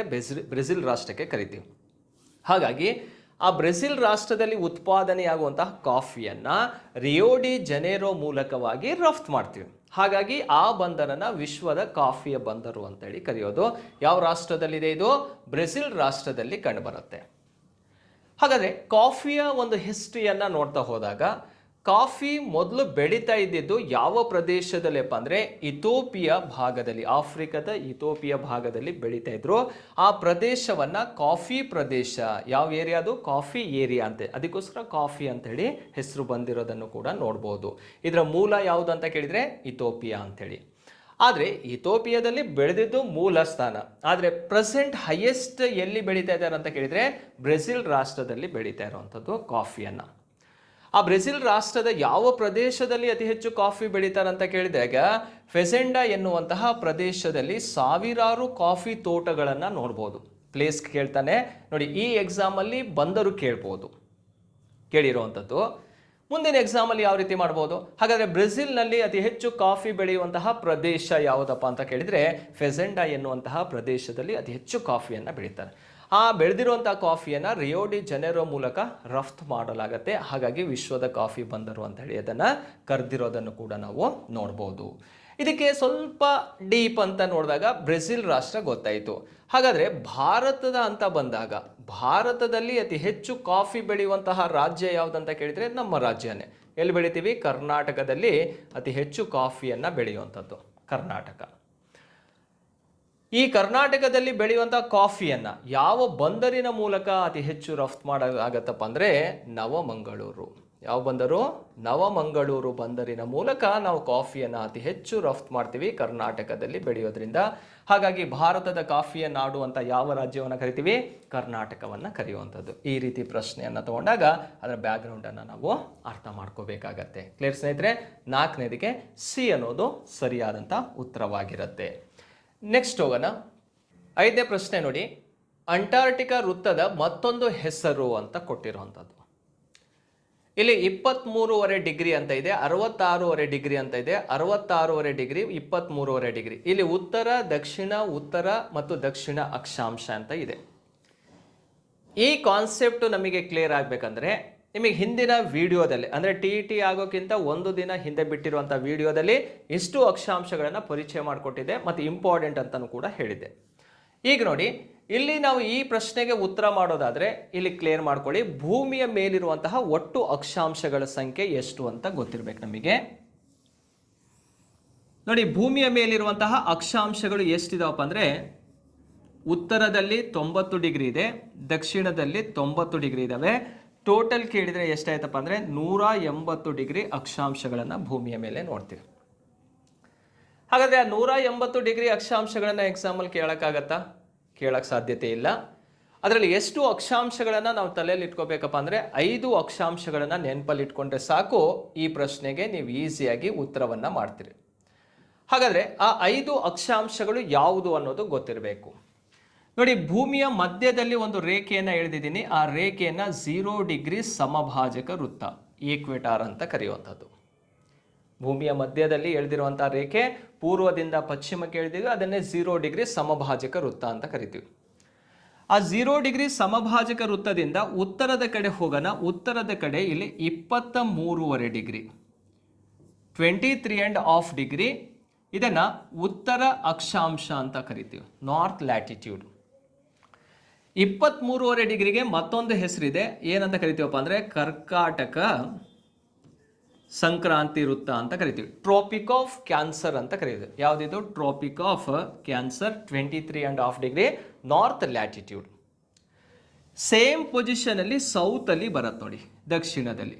ಇದನ್ನು ಕೂಡ 23.5 ಡಿಗ್ರಿ, 23.5 ಡಿಗ್ರಿ ದಕ್ಷಿಣ ಅಕ್ಷಾಂಶ, ಸೌತ್ ಲ್ಯಾಟಿಟ್ಯೂಡ್ ಆಗಿರುತ್ತೆ ಇದು. ಈ ಸೌತ್ ಲ್ಯಾಟಿಟ್ಯೂಡನ್ನು ಮಕರ ಸಂಕ್ರಾಂತಿ ವೃತ್ತ, ಮಕರ ಸಂಕ್ರಾಂತಿ ವೃತ್ತ ಅಂತ ಕರೆಯುವಂಥದ್ದು. ಟ್ರಾಪಿಕ್ ಆಫ್ ಕ್ಯಾಪ್ರಿಕಾನ್ ಅಂತಾನೆ ಕರಿತೀವಿ ಇದು, ಟ್ರಾಪಿಕ್ ಆಫ್ ಕ್ಯಾಪ್ರಿಕಾನ್. ಅದೇ ನಾರ್ತಲ್ಲಿ 66.5 ಡಿಗ್ರಿ ಕಂಡುಬರುತ್ತೆ, 66.5 ಡಿಗ್ರಿ. ಇದನ್ನು ಉತ್ತರ ಅಕ್ಷಾಂಶ ಅಂತ ಕರಿತೀವಿ, ನಾರ್ತ್ ಲ್ಯಾಟಿಟ್ಯೂಡ್ ಆಗಿರುತ್ತೆ. ಇದಕ್ಕೆ ಕರೆಯುವಂಥ ಏನಂತ ಹೆಸರು ಕರಿತೀವಪ್ಪ ಅಂದರೆ ಆರ್ಟಿಕ್ ವೃತ್ತ ಅಂತ ಕರಿತೀವಿ. ಆರ್ಟಿಕ್ ಸರ್ಕಲ್ ಆಗಿರುತ್ತೆ. ಹಾಗೆ 90 ಡಿಗ್ರಿಯನ್ನು ನಾರ್ತ್ ಪೋಲ್, ಇದನ್ನು ನಾರ್ತ್ ಪೋಲ್ ಉತ್ತರ ಧ್ರುವ. ಸೇಮ್ ಸೌತಲ್ಲಿ ಬನ್ನಿ, 66.5 ಡಿಗ್ರಿ ಇದೆಯಲ್ಲ, 66.5 ಡಿಗ್ರಿ, ಇದನ್ನು ದಕ್ಷಿಣ ಅಕ್ಷಾಂಶ ಅಂತ ಕರಿತೀವಿ, ಸೌತ್ ಲ್ಯಾಟಿಟ್ಯೂಡ್. ಆದರೆ ಕರೆಯುವಂಥ ಟೈಟಲ್ ಏನಪ್ಪ ಅಂದರೆ ಅಂಟಾರ್ಟಿಕಾ ಸರ್ಕಲ್, ಅಂಟಾರ್ಟಿಕಾ ವೃತ್ತ ಅಂತ ಕರಿತೀವಿ. ಹಾಗಾದರೆ ಅಂಟಾರ್ಟಿಕಾ ವೃತ್ತ ಯಾವ ಡಿಗ್ರಿಯಲ್ಲಿದೆ ಅಂದರೆ 66.5 ಡಿಗ್ರಿ ದಕ್ಷಿಣ ಅಕ್ಷಾಂಶದಲ್ಲಿ ಕಂಡುಬರೋದು. ಇಷ್ಟನ್ನು ಮಾತ್ರ ನೋಡ್ಕೊಳ್ಳಿ. 90 ಡಿಗ್ರಿ ಅಂದರೆ ಇದು SP, ಸೌತ್ ಪೋಲ್ ಅಂತ, ದಕ್ಷಿಣ ಧ್ರುವ ಅಂತ ಕರೆಯೋದು. ಎಲ್ಲ ಕಾಂಪಿಟೇಟಿವ್ ಎಕ್ಸಾಮ್ಸಲ್ಲೂ ಕೂಡ ಇದನ್ನೇ ಪ್ರಶ್ನೆಯಾಗಿ ಕೇಳಿದರೆ 5 ಬಗ್ಗೆ ನಾವು ಡೀಪ್ ಆಗಿ ಸ್ಟಡಿ ಮಾಡಬೇಕಾಗತ್ತೆ. ನೋಡಿ, ಈಗ TET ಎಕ್ಸಾಮಲ್ಲಿ ನೇರವಾಗಿ ಅಂಟಾರ್ಟಿಕಾ ವೃತ್ತ ಮತ್ತೊಂದು ಹೆಸರೇನು ಅಂತ ಕೇಳಿದರೆ 66.5 ಡಿಗ್ರಿ ಉತ್ತರ ಅಕ್ಷಾಂಶ ಅಂತ ಇದೆ. ಇದು ತಪ್ಪಾಗಿರುವಂಥದ್ದು. 23.5 ಡಿಗ್ರಿ ಉತ್ತರ ಅಕ್ಷಾಂಶ ಅಂತ ಇದೆ, ಇದು ತಪ್ಪಾಗಿರೋದು. 66.5 ಡಿಗ್ರಿ ದಕ್ಷಿಣ ಅಕ್ಷಾಂಶ ಅಂತ ಇದೆ, ಇದು ಸರಿಯಾದಂಥ ಉತ್ತರ. ನೋಡಿ, 5ನೇ ಪ್ರಶ್ನೆಗೆ ಸರಿಯಾಗಿರೋದು ಯಾವುದಪ್ಪ ಅಂದರೆ ಬಿ ಅನ್ನೋದು ಸರಿಯಾಗಿರೋದು. ನೋಡಿ, ಅಂಟಾರ್ಟಿಕಾ ಅನ್ನುವಂಥದ್ದು 66.5 ಡಿಗ್ರಿಯಲ್ಲಿ ಕಂಡುಬರುತ್ತೆ. ಯಾವ ಅಕ್ಷಾಂಶ ಇದು? ದಕ್ಷಿಣ ಅಕ್ಷಾಂಶದಲ್ಲಿ ಇರುವಂಥದ್ದು. ಈ 5 ಅಕ್ಷಾಂಶಗಳನ್ನು ಕ್ಲೀನಾಗಿ ಅರ್ಥ ಮಾಡ್ಕೊಳ್ಳಿ. ಆದರೆ ಏನೇನು ಇಂಪಾರ್ಟೆಂಟ್ ಅಂತಲೂ ಕೂಡ ನಾವು ಕ್ಲಾಸಲ್ಲಿ ನೋಡ್ಬೋದಾಗತ್ತೆ. 5ನೇ ಪ್ರಶ್ನೆಗೆ ಬಿ ಅನ್ನೋದು ಕ್ಲಿಯರ್ ಆಯಿತು. ಯಾವ್ಯಾವ ಅಕ್ಷಾಂಶಕ್ಕೆ ಯಾವ್ಯಾವ ಟೈಟಲನ್ನು ಕೊಡ್ತೀವಿ ಅಂತ ತಿಳ್ಕೊಂಡ್ರೆ ಸಾಕಾಗತ್ತೆ. ನೆಕ್ಸ್ಟ್ ಹೋಗೋಣ ಸ್ನೇಹಿತರೆ, 6ನೇ ಪ್ರಶ್ನೆಗೆ ಹೋಗೋಣ. ವಾಯುಮಂಡಲದ ಅತ್ಯಂತ ಕೆಳಪದರ ಯಾವುದು ಅಂತ ಇದೆ. ಉಷ್ಣತಾ ಮಂಡಲ ಇದೆ, ಮಧ್ಯಂತರ ಮಂಡಲ ಇದೆ, ಸಮೋಷ್ಣ ಮಂಡಲ, ಪರಿವರ್ತನ ಮಂಡಲ ಅಂತ ಇದೆ. ಇದಕ್ಕೆ ಸರಿಯಾದಂಥ ಉತ್ತರವನ್ನು ನಾವು ಇಲ್ಲಿ ಮ್ಯಾಪಲ್ಲಿ ಕ್ಲಿಯರ್ ಮಾಡ್ಕೊಳ್ಳಿ. ನೋಡಿ, ಇದು ಭೂಮಿಯ ಸ್ಟ್ರಕ್ಚರ್. ಭೂಮಿಯ ಮೇಲ್ಗಡೆಯಿಂದ ಫಸ್ಟ್ ಲೇಯರ್ ಸ್ಟಾರ್ಟ್ ಆಗುತ್ತೆ. ಆ ಲೇಯರನ್ನು ಟ್ರೋಪೋಸ್ಪಿಯರ್ ಅಂತ ಕರೆಯೋದು. ಟ್ರೋಪೋಸ್ಪಿಯರ್ ಅಂದರೆ ಪರಿವರ್ತನಾ ಮಂಡಲ ಅಂತ ಕರಿತೀವಿ. ಕ್ಲಿಯರಾ? ಪರಿವರ್ತನಾ ಮಂಡಲ ಇಲ್ಲಿದೆ, ಫಸ್ಟ್ ಲೇಯರ್ ಆಗಿರುತ್ತೆ. ಇದು ಭೂಮಿಗೆ ಸಮೀಪದಲ್ಲಿರೋದು. 2ನೇ ಲೇಯರ್ ಅಂತ ನೋಡಿ ಸ್ಟ್ರಾಟೋಸ್ಪಿಯರ್ ಅಂತ ಕಂಡುಬರುತ್ತೆ. ಸಮೋಷ್ಣ ಮಂಡಲ ಅಂತದ್ದು ಸೆಕೆಂಡ್ ಆಗಿರುವಂಥದ್ದು. ನೆಕ್ಸ್ಟ್ 3ನೇದಕ್ಕೆ ಹೋಗೋಣ. ಮೆಸೋಸ್ಪಿಯರ್ ಅಂತ ಕಂಡುಬರುತ್ತೆ. ಇದನ್ನು ಮಧ್ಯಂತರ ಮಂಡಲ ಅಂತ ಕರೆಯೋದು, ಥರ್ಡ್ ಒನ್. ನೆಕ್ಸ್ಟ್ 4ನೇದು ನೋಡಿ ಥರ್ಮೋಸ್ಪಿಯರ್ ಅಥವಾ ಐನೋಸ್ಪಿಯರ್ ಅಂತ ಕರಿತೀವಿ. ಇದು 4ನೇ ಲೇಯರ್ ಆಗಿರುತ್ತೆ. ನೆಕ್ಸ್ಟ್ ಲಾಸ್ಟ್ ಒನ್ ಇದೆ ಎಕ್ಸೋಸ್ಪಿಯರ್ ಅಂತ ತಗೊಳ್ತೀವಿ. ಇಲ್ಲೇ ಬರೆದು ಬಿಡ್ತೀನಿ, ಬಾಹ್ಯ ಮಂಡಲ ಅಂತ, ಬಾಹ್ಯ ಮಂಡಲ ಅಂತ ಕರೆಯೋದು. ಕ್ಲಿಯರ್ ಆಯ್ತಲ್ಲ? ಇಲ್ಲೇ ಭೂಮಿ ಅಂತ ತಗೋಬೋದಲ್ಲ ನಾವು. ಇದು ಅರ್ತ್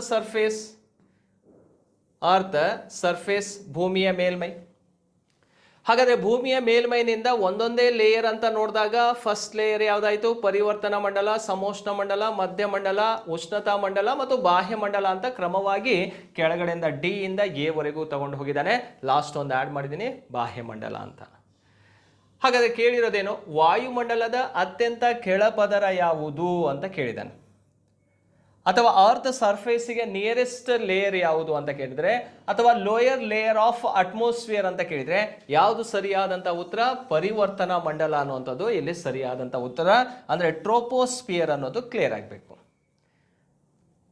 ಸೊ ಈ ಪ್ರಶ್ನೆನೂ ಕೂಡ ನಿಮಗೆ ಈಸಿಯಾಗಿ ಕಾನ್ಸೆಪ್ಟನ್ನು ಕ್ಲಿಯರ್ ಮಾಡ್ಕೊಂಡಿದ್ದೆ. 5 layers, first, second, third, fourth ಯಾವುದಿದೆ ಅಂತ ನೋಡ್ಕೊಂಡು ಹೋಗಿ ಎಕ್ಸಾಮಲ್ಲಿ ಪ್ರಶ್ನೆ ಬರೋ ಸಾಧ್ಯತೆಗಳು ಇದ್ದೇ ಇರುತ್ತೆ ಅಂತ ಹೇಳಿದ್ದೆ. ರೈಟ್? ಕ್ವಶನ್ನು ಕೂಡ ರೈಸ್ ಆಗಿರುವಂಥದ್ದು. ನೋಡಿ, troposphere, stratosphere, mesosphere, thermosphere, exosphere ಅಂತ ಹೇಳಿ ಬರ್ತವೆ. 5 ಲೇಯರ್ಸ್ಗಳ ಬಗ್ಗೆ ನಮಗೆ ಗೊತ್ತಿರಬೇಕಾಗತ್ತೆ. ಇನ್ನು ಮುಂದುವರೆದು ಪ್ರಶ್ನೆ ಕೇಳಿದಾಗ ಇಲ್ಲಿ ನೋಡಿ, ಮೋಡ, ಮಳೆ, ಗುಡುಗು, ಮಿಂಚು, ಸಿಡಿಲು, ವಾತಾವರಣದ ಎಲ್ಲ ಬದಲಾವಣೆಗಳಾಗೋದೇ ಟ್ರೋಪೋಸ್ಪಿಯರಲ್ಲಿ. ಸ್ಟ್ರಾಟೋಸ್ಪಿಯರ್, ಇದೇ ಪ್ರಶ್ನೆ ಮತ್ತೊಂದು ಬರುತ್ತೆ, ಮುಂದೆ ಬರುತ್ತೆ. ಓಝೋನ್ ಪದರ ಯಾವ ವಲಯದಲ್ಲಿದೆ ಅಂತ ಕೇಳಿದರೆ ಅದು ಸ್ಟ್ರಾಟೋಸ್ಪಿಯರಲ್ಲೇ ಕಂಡುಬರೋದು. ಸಮೋಷ್ಣ ಮಂಡಲದಲ್ಲಿ ಓಝೋನ್ ಪದರ ಕಂಡುಬರುತ್ತೆ. ಹಾಗೆ ಈ ಒಂದು ಲೇಯರಲ್ಲಿ ಜೆಟ್ ವಿಮಾನಗಳು ಹಾರಾಟ ಮಾಡ್ತಾವೆ ನೋಡಿ. ಜೆಟ್ ವಿಮಾನಗಳು ಹಾರಾಟ ಮಾಡುವಂಥ ವಲಯ ಯಾವುದಪ್ಪ ಅಂದರೆ ಅದು ಸ್ಟ್ರಾಟೋಸ್ಪಿಯರ್ ಆಗಿರುತ್ತೆ. ಮೆಸೋಸ್ಪಿಯರ್ ಇದೆಯಲ್ಲ, ಇದು ಕೋಲ್ಡೆಸ್ಟ್ ಲೇಯರ್ ಇನ್ ಅಟ್ಮಾಸ್ಫಿಯರ್. ಅಂದರೆ ಅಟ್ಮಾಸ್ಫಿಯರಲ್ಲೇ ಅತಿ ಶೀತದಿಂದ ಕೂಡಿರುವಂಥ ವಲಯ ಯಾವುದಪ್ಪ ಅಂದರೆ ಅದು ಮೆಸೋಸ್ಪಿಯರ್ ಆಗಿರುತ್ತೆ. ರೇಡಿಯೋ ತರಂಗಗಳನ್ನು ಪ್ರತಿಫಲಿಸುವಂಥ ವಲಯ ಯಾವುದಪ್ಪ ಅಂದರೆ ಐನೋಸ್ಪಿಯರ್ ಅಥವಾ ಉಷ್ಣತಾ ಮಂಡಲ ಅಂತ ಕರಿತೀವಿ. ಥರ್ಮೋಸ್ಪಿಯರ್ ಅಂತಲೂ ಕೂಡ ಕರಿಬಹುದು. ಹಾಗಾದ್ರೆ ಅಪರ್ ಲೇಯರ್ ಆಫ್ ಅಟ್ಮಾಸ್ಫಿಯರ್ ಅಂತ ಕೇಳಿದ್ರೆ ವಾಯುಮಂಡಲದ ಅತ್ಯಂತ ಉನ್ನತ ಪದರ ಯಾವುದು ಅಂತ ಕೇಳಿದ್ರೆ ಅದು ಬಾಹ್ಯ ಮಂಡಲವಾಗಿರುತ್ತೆ, ಎಕ್ಸೋಸ್ಫಿಯರ್ ಅಂತ. ಇದು 5 ಲೇಯರ್ಸ್ ಇಂಪಾರ್ಟೆಂಟ್ ಕಾನ್ಸೆಪ್ಟ್ ನಿಮಗೆ ಗೊತ್ತಿರಬೇಕು. 6ನೇ ಪ್ರಶ್ನೆಗೆ ಸರಿಯಾದಂತ ಉತ್ತರ ಯಾವ್ದಪ್ಪ ಅಂದ್ರೆ ಡಿ ಅನ್ನೋದು ರೈಟ್ ಆನ್ಸರ್ ಆಗಿರುತ್ತೆ, ವಾಯುಮಂಡಲದ ಅತ್ಯಂತ ಕೆಳಪದರವಾಗಿರುವಂತದ್ದು. ನೆಕ್ಸ್ಟ್ ಹೋಗೋಣ.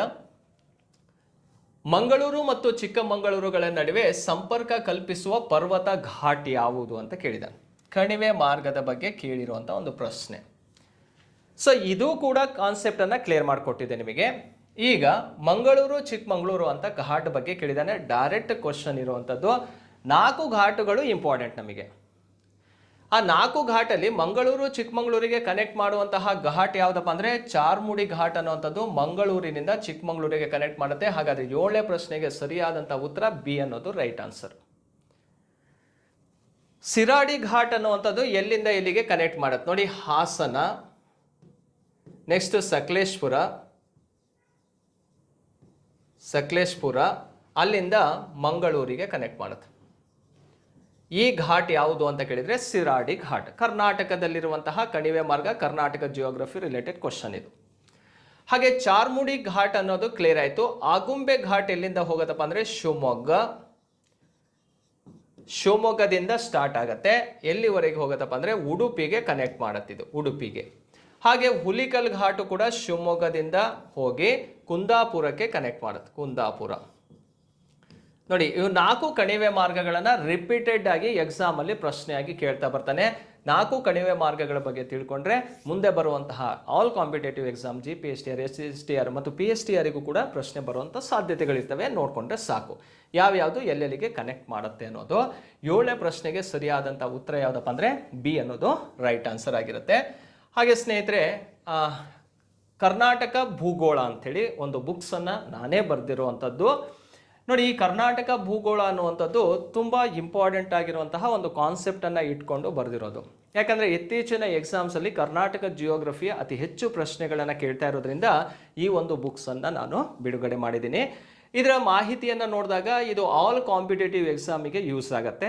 ಅದರ ಜೊತೆಗೆ ಇಲ್ಲಿ ಕರ್ನಾಟಕ ಜಿಯೋಗ್ರಫಿಯ ಪರಿಚಯವನ್ನ ಮಾಡಿಕೊಟ್ಟಿದ್ದೀನಿ. ಒಂದು 16ರಿಂದ 17 ಇಂಪಾರ್ಟೆಂಟ್ ಚಾಪ್ಟರ್ಸ್ಗಳು ಬರ್ತವೆ. ಕರ್ನಾಟಕ ಪರಿಚಯ, ಭೌಗೋಳಿಕ ಸ್ಥಾನವಾಗಿರ್ಬೋದು, ಪ್ರಾಕೃತಿಕ ಲಕ್ಷಣ, ಮಣ್ಣು, ಹಾಗೆ ಸ್ವಾಭಾವಿಕ ಸಸ್ಯವರ್ಗ, ರಾಷ್ಟ್ರೀಯ ಉದ್ಯಾನವನ, ರಾಮ್ಸಾರ್ ಸೈಟು, ಜನಸಂಖ್ಯೆ ಆಗಿರ್ಬೋದು, ಕೈಗಾರಿಕೆ ಮತ್ತೆ ಬುಡಕಟ್ಟು ಜನಾಂಗಗಳು ಎಲ್ಲದನ್ನ ಒಳಗೊಂಡಿರುವಂತಹ ಮಾಹಿತಿಯನ್ನ ಒಳಗೊಂಡಿರೋದೇ ಈ ಕರ್ನಾಟಕ ಭೂಗೋಳ. ಚಾಪ್ಟರ್ ವೈಸ್ ಅಲ್ಲಿ ಇಂಪಾರ್ಟೆಂಟ್ ಆಗಿರುವಂತಹ ಎಲ್ಲ ಕಾನ್ಸೆಪ್ಟು ಕೂಡ ಕ್ಲಿಯರ್ ಮಾಡಿಕೊಟ್ಟಿದ್ದೀನಿ. ಅದರ ಜೊತೆಗೆ ಕರ್ನಾಟಕದ 31 ಜಿಲ್ಲೆಗಳ ಮಾಹಿತಿನೂ ಕೂಡ ಇದರಲ್ಲಿ ಇರುತ್ತೆ. ಹಾಗೆ ಕರ್ನಾಟಕದ ಐತಿಹಾಸಿಕ ಸ್ಥಳಗಳ ಬಗ್ಗೆ ಮಾಹಿತಿ ಇದೆ. ಇದುವರೆಗೂ ಕರ್ನಾಟಕ ಜಿಯೋಗ್ರಫಿಗೆ ಕೇಳಿರುವಂತಹ ಆಲ್ ಕಾಂಪಿಟೇಟಿವ್ ಎಕ್ಸಾಮ್ನ MCQ ಕ್ವಶನ್ಸ್ ಇದಾವೆ, ಪ್ಲಸ್ ಕೀ ಆನ್ಸರ್ ಅನ್ನು ಕೂಡ ಕೊಟ್ಟಿದ್ದೀನಿ. ಅವು ಅಷ್ಟು ಮಾಹಿತಿಯನ್ನು ಒಳಗೊಂಡಿರೋದೇ ಕರ್ನಾಟಕ ಭೂಗೋಳವಾಗಿರುತ್ತೆ. ಸೊ ಈ ಪುಸ್ತಕ ನಿಮಗೆ ಮಾರುಕಟ್ಟೆಯಲ್ಲಿ ಲಭ್ಯವಾಗಿರುತ್ತೆ, ಅಥವಾ ಈ ನಂಬರಿಗೆ ಕಾಲ್ ಮಾಡಿದರೆ ಇದರ ಬಗ್ಗೆ ಮಾಹಿತಿನೂ ಕೂಡ ಸಿಗುತ್ತೆ, ಅಥವಾ ಬುಕ್ಸ್ ಬೇಕಿದ್ರೂ ನಿಮಗೆ ಮನೆ ಬಾಗಿಲಿಗೆ ಕೊರಿಯರ್ ಮಾಡುವಂತಹ ಒಂದು ವ್ಯವಸ್ಥೆನೂ ಕೂಡ ನಮ್ಮಲ್ಲಿ ಹೊಂದಿದೆ. ಹಾಗಾಗಿ ಈ ಬುಕ್ಸನ್ನು ಪರ್ಚೇಸ್ ಮಾಡ್ಕೊಳ್ಳಿ, ಬರ್ತಾ ಇರುವಂತಹ ಎಕ್ಸಾಮಿಗೆ 100% ನಿಮಗೆ ಯೂಸ್ ಆಗತ್ತಂತ ಹೇಳ್ತಾ ನೆಕ್ಸ್ಟ್ ಪ್ರಶ್ನೆಗೆ ಹೋಗೋಣ. ಕರ್ನಾಟಕದಲ್ಲಿ ಅತಿ ಹೆಚ್ಚು ಸಾಗುವಳಿ ಭೂಮಿಯನ್ನು ಹೊಂದಿರುವ ಜಿಲ್ಲೆ ಯಾವ ಜಿಲ್ಲೆಯಲ್ಲಿ ಅತಿ ಹೆಚ್ಚು ಸಾಗುವಳಿ ಭೂಮಿ ಇದೆ ಅಂದರೆ ಕರ್ನಾಟಕದಲ್ಲಿ ಕಲಬುರಗಿ ಜಿಲ್ಲೆಯಲ್ಲಿ ಅತಿ ಹೆಚ್ಚು ಸಾಗುವಳಿ ಭೂಮಿಯನ್ನು ಹೊಂದಿರುವಂಥದ್ದು. ಹಾಗೆ ಕರ್ನಾಟಕದಲ್ಲಿ ಅತಿ ಹೆಚ್ಚು ಕೃಷಿಗೆ ಒಳಪಡದೇ ಇರುವಂಥ ಭೂಮಿ ಎಲ್ಲಿದೆ ಅಂದರೆ ಬೆಂಗಳೂರು ನಗರದಲ್ಲಿ ಕಂಡುಬರುತ್ತೆ. ಯಾಕಂದರೆ ಅಲ್ಲಿ ರಸ್ತೆಗಳು ಜಾಸ್ತಿ ಇದ್ದಾವೆ, ಕನ್ಸ್ಟ್ರಕ್ಷನ್ ಆಗಿರೋ ಬಿಲ್ಡಿಂಗ್ಸ್ಗಳು ಜಾಸ್ತಿ ಇದ್ದಾವೆ.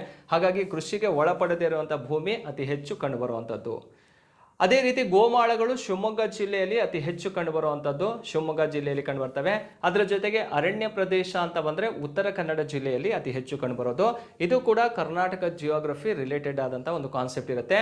ಅವು ಎಲ್ಲವೂ ಕೂಡ ನಿಮಗೇನು ಬುಕ್ಸ್ ಹೇಳಿದ್ನಲ್ಲ ಕರ್ನಾಟಕ ಜಿಯೋಗ್ರಫಿ ಅಷ್ಟು ಇಂಪಾರ್ಟೆಂಟ್ ಆಗಿರುವಂತಹ ಕಾನ್ಸೆಪ್ಟು ಅದರಲ್ಲಿ ನಿಮಗೆ ಸಿಗ್ತಾ ಹೋಗುತ್ತೆ. 8ನೇದಕ್ಕೆ ಎ ಅನ್ನೋದು ಸರಿಯಾದಂಥ ಉತ್ತರ. 9ನೇದಕ್ಕೆ ಹೋಗೋಣ. 2011ರ ಜನಗಣತಿಯ ಪ್ರಕಾರ ಭಾರತದ ಸಾಕ್ಷರತಾ ಪ್ರಮಾಣ ಎಷ್ಟು? ಇಂಡಿಯನ್ ಜಿಯೋಗ್ರಫಿ ಪ್ರಶ್ನೆ ಆಗಿರುತ್ತೆ. ನೋಡಿ, 2011ರ ಜನಗಣತಿಯ ಪ್ರಕಾರ ಸಾಕ್ಷರತೆ ಪ್ರಮಾಣ ಎಷ್ಟಿದೆ ಭಾರತದಲ್ಲಿ ಅಂತ ಕೇಳಿದರೆ 74.04% ಅಷ್ಟು ಸಾಕ್ಷರತೆಯನ್ನು ಹೊಂದಿರೋದು ಎಲ್ಲಿ ಅಂತ ಕೇಳಿದರೆ ಭಾರತದಲ್ಲಿ. ಹಾಗಾದ್ರೆ ಇದು ಲಿಟ್ರಸಿಯ ಬಗ್ಗೆ ಕೇಳಿರುವಂಥ ಪ್ರಶ್ನೆ. ಇದು ಬಿಟ್ಟರೆ ಮತ್ತೆ ಯಾವ ರೀತಿ ಕ್ವಶನ್ ರೈಸ್ ಮಾಡ್ಬೋದು? ಹಾಗಾದರೆ ಭಾರತದ ಒಟ್ಟು ಜನಸಂಖ್ಯೆ ಎಷ್ಟು? 2011ರ ಜನಗಣತಿಯ ಪ್ರಕಾರ ನೋಡಿದಾಗ 121.06 ಕೋಟಿಯಷ್ಟು ಜನಸಂಖ್ಯೆ ಕಂಡುಬರುತ್ತೆ. ಇದು ಟೋಟಲ್ ಪಾಪ್ಯುಲೇಷನ್. ಹಾಗೆ ಪಾಪ್ಯುಲೇಷನ್ ಗ್ರೋತ್ ರೇಟ್, ಜನಸಂಖ್ಯಾ ಬೆಳವಣಿಗೆ ದರ ಎಷ್ಟಿದೆ ಅಂತ ಕೇಳಿದರೆ ಕರ್ನಾಟಕಕ್ಕೆ ಇಂಡಿಯಾಕ್ಕೆ ಸಂಬಂಧಪಟ್ಟಂತೆ ಅದು 2011ರ ವರದಿಯ ಪ್ರಕಾರ 17.7ರಷ್ಟು ಕಂಡುಬರುತ್ತೆ. ಪಾಪ್ಯುಲೇಷನ್ ಗ್ರೋತ್ ರೇಟ್ ಅಂತ ಕರಿತೀವಿ, ಜನಸಂಖ್ಯಾ ಬೆಳವಣಿಗೆ ದರ. ಹಾಗೆ ಲಿಂಗಾನುಪಾತ ಸೆಕ್ಸ್ ರೇಷಿಯೋ ಎಷ್ಟಿದೆ ಅಂತ ಕೇಳಿದಾಗ ಆಸ್ ಪರ್ 2011 ಸೆನ್ಸಸ್ 943, ಅಂದರೆ 1000 ಪುರುಷರಿಗೆ ಇರುವಂತಹ ಮಹಿಳೆಯರ ಸಂಖ್ಯೆ 943. ಇದನ್ನು ಲಿಂಗಾನುಪಾತ ಅಂತಾನೆ ಕರೆಯೋದು. ಜನಸಾಂದ್ರತೆ ಇದೆ, ಪ್ರತಿ ಚದರ ಕಿಲೋಮೀಟರ್ ವ್ಯಾಪ್ತಿಯಲ್ಲಿ ವಾಸಿಸುವ ಜನರ ಸಂಖ್ಯೆಯನ್ನು ಜನಸಾಂದ್ರತೆ ಅಂತ ಕರಿತೀವಿ. ಎಷ್ಟಿದೆ ಅಂತ ಕೇಳಿದರೆ ಪರ್ ಸ್ಕ್ವೇರ್ ಕಿಲೋಮೀಟರ್ ಏರಿಯಾದಲ್ಲಿ 382 ಜನ ವಾಸವಾಗಿದ್ದಾರೆ ಭಾರತದಲ್ಲಿ. ಹಾಗಾಗಿ ಈ 5 ಕಾನ್ಸೆಪ್ಟನ್ನು ಇಟ್ಕೊಂಡು ಕ್ವಶನ್ಸನ್ನು ರೈಸ್ ಮಾಡೋದು. ಒಂದು ಸಾಕ್ಷರತೆ, ಜನಸಂಖ್ಯೆ, ಬೆಳವಣಿಗೆ ದರ, ಲಿಂಗಾನುಪಾತ, ಜನಸಾಂದ್ರತೆ, ಇವಿಷ್ಟನ್ನು ತಿಳ್ಕೊಂಡ್ರೆ ಈ ರೀತಿಯಾದಂತಹ ಪ್ರಶ್ನೆಗಳು ಬಂದರೆ ನಾವು ಆನ್ಸರನ್ನು ಮಾಡ್ಬೋದು. ಮತ್ತು ಇದರಲ್ಲಿ ಒಳಹೊಕ್ಕಿ ಕೇಳೋದಾದರೆ ಏನು ಕೇಳ್ಬೋದು? ಅತಿ ಹೆಚ್ಚು ಜನಸಂಖ್ಯೆಯಲ್ಲಿದೆ, ಅತಿ ಹೆಚ್ಚು ಜನಸಂಖ್ಯೆಯ ಬೆಳವಣಿಗೆ ದರವನ್ನು ಹೊಂದಿರೋದು, ಹಾಗೆ ಅತಿ ಹೆಚ್ಚು ಲಿಂಗಾನುಪಾತ ಹೊಂದಿರೋದು, ಜನಸಾಂದ್ರತೆ ಎಲ್ಲಿ ಜಾಸ್ತಿ ಇದೆ ಎಲ್ಲಿ ಕಡಿಮೆ ಇದೆ, ಈ ರೀತಿ ಕ್ವಶನ್ನು ಕೂಡ ಕೇಳ್ತಾ ಬರ್ತಾನೆ. ಹಾಗಾಗಿ ಸೆನ್ಸಸ್ ರಿಪೋರ್ಟನ್ನು ಚೆಂದಾಗಿ ಒಂದ್ಸಲ ತಿಳ್ಕೊಂಡು ಅರ್ಥ ಮಾಡಿಕೊಂಡು ಓದ್ಕೊಂಡ್ರೆ ಬರೋ ಎಕ್ಸಾಮಲ್ಲಿ ನೀವು ಆನ್ಸರನ್ನು ಮಾಡ್ಬೋದಾಗತ್ತೆ. 9ನೇ ಪ್ರಶ್ನೆಗೆ ಡಿ ಅನ್ನೋದು ಸರಿಯಾದಂತಹ ಉತ್ತರವಾಗಿರುತ್ತೆ. ನೆಕ್ಸ್ಟ್ ಹೋಗೋಣ. ಓಲ್ಡ್ ಫೈತ್ಫುಲ್ ಗೇಜರ್ ಈ ದೇಶದಲ್ಲಿದೆ ಅಂತ. So world geography related with continent related concept ಆಗಿರುತ್ತೆ. ಅದು ಎಲ್ಲಿದೆಯಪ್ಪ ಅಂತ ಕೇಳಿದರೆ ಅಮೇರಿಕ ಸಂಯುಕ್ತ ಸಂಸ್ಥಾನದಲ್ಲಿ ಕಂಡುಬರೋದು. ಬಿ ಅನ್ನೋದು ಇದಕ್ಕೆ ಸರಿಯಾದಂಥ ಉತ್ತರ, ರೈಟ್.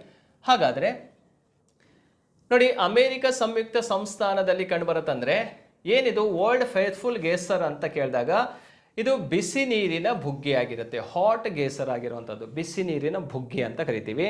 ಯಾಕೆ ಈ ಬಿಸಿ ನೀರಿನ ಬುಗ್ಗೆ ಆಗಿರುತ್ತೆ ಅಂದರೆ ಇಲ್ಲಿ ಅರ್ತ್ ಸರ್ಫೇಸ್ ಇದೆ ಅಂತ ಅಂದ್ಕೊಳ್ಳಿ, ಭೂಮಿಯ ಮೇಲ್ಮೈಯಲ್ಲಿ ಇಲ್ಲಿ ಮ್ಯಾಗ್ಮಾ ಚೇಂಬರ್ ಇರುತ್ತೆ, ಅಂದರೆ ಇಲ್ಲಿ ಮ್ಯಾಗ್ಮಾ ಇರುತ್ತೆ. ಆ ಮ್ಯಾಗ್ಮಾದ ಪ್ರಭಾವದಿಂದಾಗಿ ಇಲ್ಲಿನ ನೀರು ಏನಾಗಿರುತ್ತೆ, ಬಿಸಿಯಾಗಿ ಹಬೆ ರೂಪದಲ್ಲಿ ಮೇಲ್ ಬರ್ತಾ ಇರುತ್ತೆ. ಸೊ ಇದನ್ನೇ ಏನಂತ ಕರಿತೀವಿ, ಬಿಸಿ ನೀರಿನ ಬುಗ್ಗೆಗಳು ಅಂತ ಕರೆಯುವಂಥದ್ದು. ಈ ಹಾಟ್ ಗೇಸರಿಂದ ಏನನ್ನ ಮಾಡ್ಬೋದಪ್ಪ ಅಂದರೆ ವಿದ್ಯುತ್ತನ್ನು ಕೂಡ ಉತ್ಪಾದನೆಯನ್ನು ಮಾಡ್ತೀವಿ. ಇದು ಪ್ರಪಂಚದಲ್ಲೇ ತುಂಬ ಫೇಮಸ್ ಆಗಿರುವಂಥದ್ದನ್ನು, ಹಾಗಾಗಿ ಎಕ್ಸಾಮಲ್ಲೂ ಕೂಡ ಕೇಳಿರೋದು. ವರ್ಲ್ಡ್ ಫೇತ್ಫುಲ್ ಗೇಸರ್ ಅನ್ನುವಂಥದ್ದು ಯಾವ ದೇಶದಲ್ಲಿದೆ ಅಂದರೆ ಅಮೇರಿಕ ಸಂಯುಕ್ತ ಸಂಸ್ಥಾನದಲ್ಲಿ ಕಂಡುಬರುವಂಥದ್ದು. ಅಲ್ಲೊಂದು ನ್ಯಾಷನಲ್ ಪಾರ್ಕ್ ಇದೆ. ಆ ರಾಷ್ಟ್ರೀಯ ಉದ್ಯಾನವನದ ಹೆಸರೇನಪ್ಪ ಅಂದರೆ ಯೆಲ್ಲೋಸ್ಟೋನ್ ನ್ಯಾಷನಲ್ ಪಾರ್ಕ್ ಅಂತೇಳಿ ರಾಷ್ಟ್ರೀಯ ಉದ್ಯಾನವನದಲ್ಲಿ ಕಂಡುಬರೋದೆ ಇದು ವರ್ಲ್ಡ್ ಫೇತ್ಫುಲ್ ಗೇಸರ್ ಅಂತ ಕರೆಯುವಂಥದ್ದು. 10ನೇ ಪ್ರಶ್ನೆಗೆ ಬಿ ಸರಿಯಾದಂಥ ಉತ್ತರವಾಗಿರುತ್ತೆ. ನೆಕ್ಸ್ಟ್ ಹೋಗೋಣ ಸ್ನೇಹಿತರೆ. ಸಮಭಾಜಕ ವೃತ್ತ, ಕರ್ಕಾಟಕ ಸಂಕ್ರಾಂತಿ ವೃತ್ತ ಮತ್ತು ಮಕರ ಸಂಕ್ರಾಂತಿ ವೃತ್ತವನ್ನು ಹೊಂದಿರುವ ಖಂಡ ಯಾವುದು? ಇದು ವರ್ಲ್ಡ್ ಜಿಯೋಗ್ರಫಿನೇ. ಆದಷ್ಟು ಪ್ರಶ್ನೆಗಳು ವರ್ಲ್ಡ್ ಜಿಯೋಗ್ರಫಿಯಲ್ಲಿ ಭಾಳಷ್ಟು ಕೇಳಿದ್ದಾನೆ. ಫಿಸಿಕಲ್ಲು ವರ್ಲ್ಡ್ ಜಿಯೋಗ್ರಫಿ ರಿಲೇಟೆಡ್ ಕ್ವಶನ್ಸ್ಗಳೇ ಹೈ ಇರೋವಂಥದ್ದು, ರೈಟ್. ನೋಡಿ, ಇಲ್ಲಿ equator plus tropic of cancer plus tropic of capricorn ಯಾವ ಖಂಡದಲ್ಲಿ ಹಾದೋಗತ್ತೆ? ಆಫ್ರಿಕಾನ, ಉತ್ತರ ಅಮೇರಿಕಾ, ದಕ್ಷಿಣ ಅಮೇರಿಕಾ, ಏಷ್ಯಾ ಅಂತ ಇದೆ. ಇದಕ್ಕೆ ಸರಿಯಾದಂಥ ಉತ್ತರ ಗೊತ್ತಿರೋದ್ರಿಂದ ಆಫ್ರಿಕಾ ರೈಟ್ ಆನ್ಸರ್ ಆಗಿರುತ್ತೆ.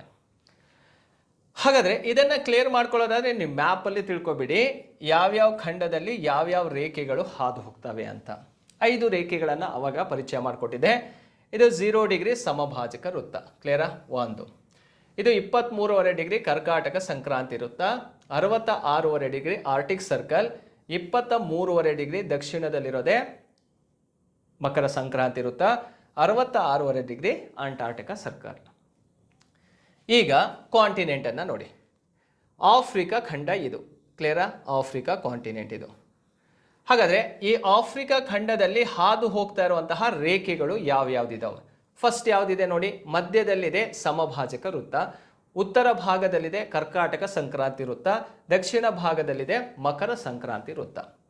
ಈ 3 ರೇಖೆಗಳು ಹಾದು ಹೋಗುವಂತಹ ಒಂದು ಕಾಂಟಿನೆಂಟ್ ಯಾವುದಪ್ಪ ಅಂದರೆ ಅದೇ ಆಫ್ರಿಕಾ ಖಂಡವಾಗಿರುತ್ತೆ. ಹಾಗಾದರೆ ಈ ಆಫ್ರಿಕಾ ಖಂಡವನ್ನು ಸೆಂಟ್ರಲ್ ಕಾಂಟಿನೆಂಟ್ ಅಂತಾನು ಕೂಡ ಕರಿತೀವಿ, ಕೇಂದ್ರೀಯ ಖಂಡ. ಯಾಕಂದರೆ ಕಂಪ್ಲೀಟಾಗಿ ಈ 3 ರೇಖೆ ಒಳಗಡೆ ಇರೋದ್ರಿಂದ, ಆ ಭಾಗದಲ್ಲಿ ಹಾದು ಹೋಗೋದ್ರಿಂದ ಯಾವಾಗಲೂ ಕೂಡ ಹೈ ಟೆಂಪ್ರೇಚರ್ ಕಂಡುಬರುತ್ತೆ ಇಲ್ಲಿ.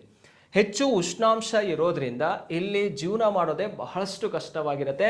ಸೂರ್ಯನ ನೇರ ಕಿರಣಗಳು ಈ ಭಾಗದಲ್ಲಿ ಯಾವಾಗಲೂ ಕೂಡ ಬೀಳೋದ್ರಿಂದ ತುಂಬ ಟೆಂಪರೇಚರ್ ಇರುವಂತಹ ಒಂದು ಝೋನ್ ಕಂಡೀಷನ್ ಅಲ್ಲೂ ಕೂಡ ಕಂಡುಬರೋದನ್ನು ನೋಡ್ತೀವಿ. ಇದು ಆಫ್ರಿಕಾ ಖಂಡ.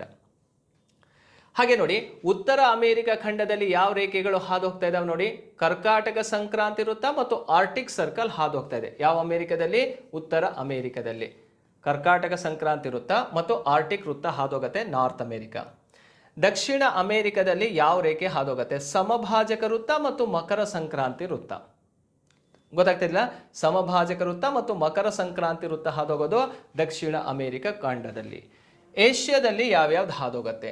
ಏಷ್ಯಾದಲ್ಲಿ ಸಮಭಾಜಕ ವೃತ್ತ ಇದೆ, ಕರ್ಕಾಟಕ ಸಂಕ್ರಾಂತಿ ವೃತ್ತ ಇದೆ, ಅದರ ಜೊತೆಗೆ ಆರ್ಟಿಕ್ ವೃತ್ತನೂ ಕೂಡ ಕಂಡುಬರುತ್ತೆ. ಈ ಮೂರು ರೇಖೆಗಳು ಹಾದೋಗೋದು ಏಷ್ಯಾ ಖಂಡದಲ್ಲಿ ಹಾದೋಗೋದನ್ನು ನೋಡ್ಬೋದು. ಅದರ ಜೊತೆಗೆ ಆಸ್ಟ್ರೇಲಿಯಾ ಕಾಂಟಿನೆಂಟ್ ಅಂತ ನೋಡಿದಾಗ ಮಕರ ಸಂಕ್ರಾಂತಿ ವೃತ್ತ ಹಾದೋಗತ್ತೆ. ಯಾವುದಿದೆ ನೋಡಿ, ಮಕರ ಸಂಕ್ರಾಂತಿ ವೃತ್ತ ಹಾದೋಗುವಂಥದ್ದು.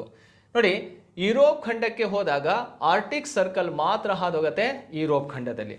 ಯಾವ್ಯಾವ ಕಾಂಟಿನೆಂಟಲ್ಲಿ ಯಾವ್ಯಾವ ಲ್ಯಾಟಿಟ್ಯೂಡ್ಸ್ಗಳು ಪಾಸ್ ಆಗ್ತಾ ಇದಾವೆ ಅಂತ ಗೊತ್ತಿರಬೇಕಾಗತ್ತೆ. ಸೊ ಇಷ್ಟು ಕೂಡ ಲ್ಯಾಟಿಟ್ಯೂಡ್ ಬೇಸಲ್ಲಿ ಈ ಒಂದು ಕಾನ್ಸೆಪ್ಟ್ ನಮಗೆ ಕ್ಲಿಯರ್ ಆಗುತ್ತೆ. ಎಲ್ಲ ಕಾಂಟಿನೆಂಟ್ ಬಗ್ಗೆನೂ ಕೂಡ ನಮಗಿಲ್ಲಿ ಗೊತ್ತಾಯಿತು. ನೆಕ್ಸ್ಟ್ ಹೋಗೋಣ 12ನೇ ಪ್ರಶ್ನೆಗೆ. ಆಸ್ಟ್ರೇಲಿಯಾದ ಪೂರ್ವಕ್ಕೆ ಹರಿಯುವ ನದಿಗಳು.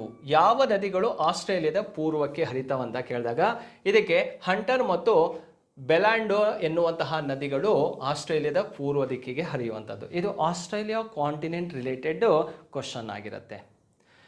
ಹಾಗಾದರೆ ಇನ್ನು ಉಳಿದಂತಹ ನದಿಗಳನ್ನು ಕೂಡ ನಾವು ನೋಡಬೇಕಾಗತ್ತೆ ಆಸ್ಟ್ರೇಲಿಯಾ ಖಂಡದಲ್ಲಿ.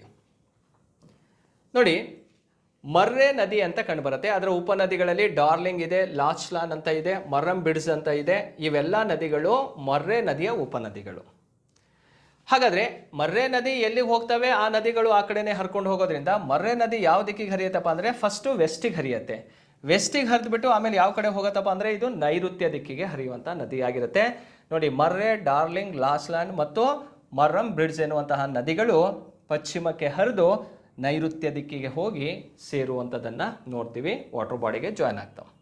ನೆಕ್ಸ್ಟು ಮಿಡ್ಸೆಲ್ ನದಿ ಅಂತ ಕಂಡುಬರುತ್ತೆ, ಗಿಲ್ಬರ್ಟ್ ನದಿ ಅಂತ ಕಂಡುಬರುತ್ತೆ, ಪ್ಲಿಂಡರ್ ನದಿ ಅಂತ ಕಂಡುಬರ್ತವೆ. ಇದು ಯಾವ ದಿಕ್ಕಿಗೆ ಹರಿತಾವೆ ಅಂದರೆ ವಾಯವ್ಯ ದಿಕ್ಕಿಗೆ ಹರಿಯುವಂತಹ ನದಿಗಳಾಗಿರ್ತವೆ. ಡಾಲಿ, ವಿಕ್ಟೋರಿಯಾ ನದಿಗಳು ಉತ್ತರ ದಿಕ್ಕಿಗೆ ಹರಿಯುವಂಥ ನದಿಗಳು. ಉತ್ತರ ದಿಕ್ಕು ಗೊತ್ತಾಯಿತು, ವಾಯವ್ಯ ದಿಕ್ಕು ಗೊತ್ತಾಯಿತು, ಪಶ್ಚಿಮ ಮತ್ತು ಆಗ್ನೇಯ ದಿಕ್ಕಿಗೆ ಹರಿಯುವಂಥದ್ದು. ಹಾಗೆ ಪೂರ್ವಕ್ಕೆ ಹರಿಯುವಂಥ ನದಿಗಳು ಯಾವುದು? ಹಂಟರ್ ಮತ್ತು ಬೆಲಾಂಡೋ ಎನ್ನುವಂತಹ ನದಿಗಳು ಹರಿತವೆ. ಇದು ಆಸ್ಟ್ರೇಲಿಯಾ ಕಾಂಟಿನೆಂಟ್ ರಿವರ್ ಸಿಸ್ಟಮ್ ಬಗ್ಗೆ ಎಷ್ಟು ಮಾಹಿತಿಯನ್ನು ತಿಳ್ಕೊಂಡಿರಬೇಕಾಗತ್ತೆ. ನೆಕ್ಸ್ಟ್ ಕ್ವಶನಿಗೆ ಹೋಗೋಣ. ಓಝೋನ್ ಅನಿಲವು ಕಂಡುಬರುವ ಪದರ ಯಾವುದು? ಆಲ್ರೆಡಿ ನಮಗೆ ಆವಾಗಲೇ ಎಕ್ಸ್ಪ್ಲೇನ್ ಕೊಟ್ಟಿದ್ದೀನಿ ನಿಮಗೆ. ಸಮೋಷ್ಣ ಮಂಡಲದಲ್ಲಿ ಓಝೋನ್ ಪದರ ಅನ್ನುವಂಥದ್ದು ಕಂಡುಬರುವಂಥದ್ದು.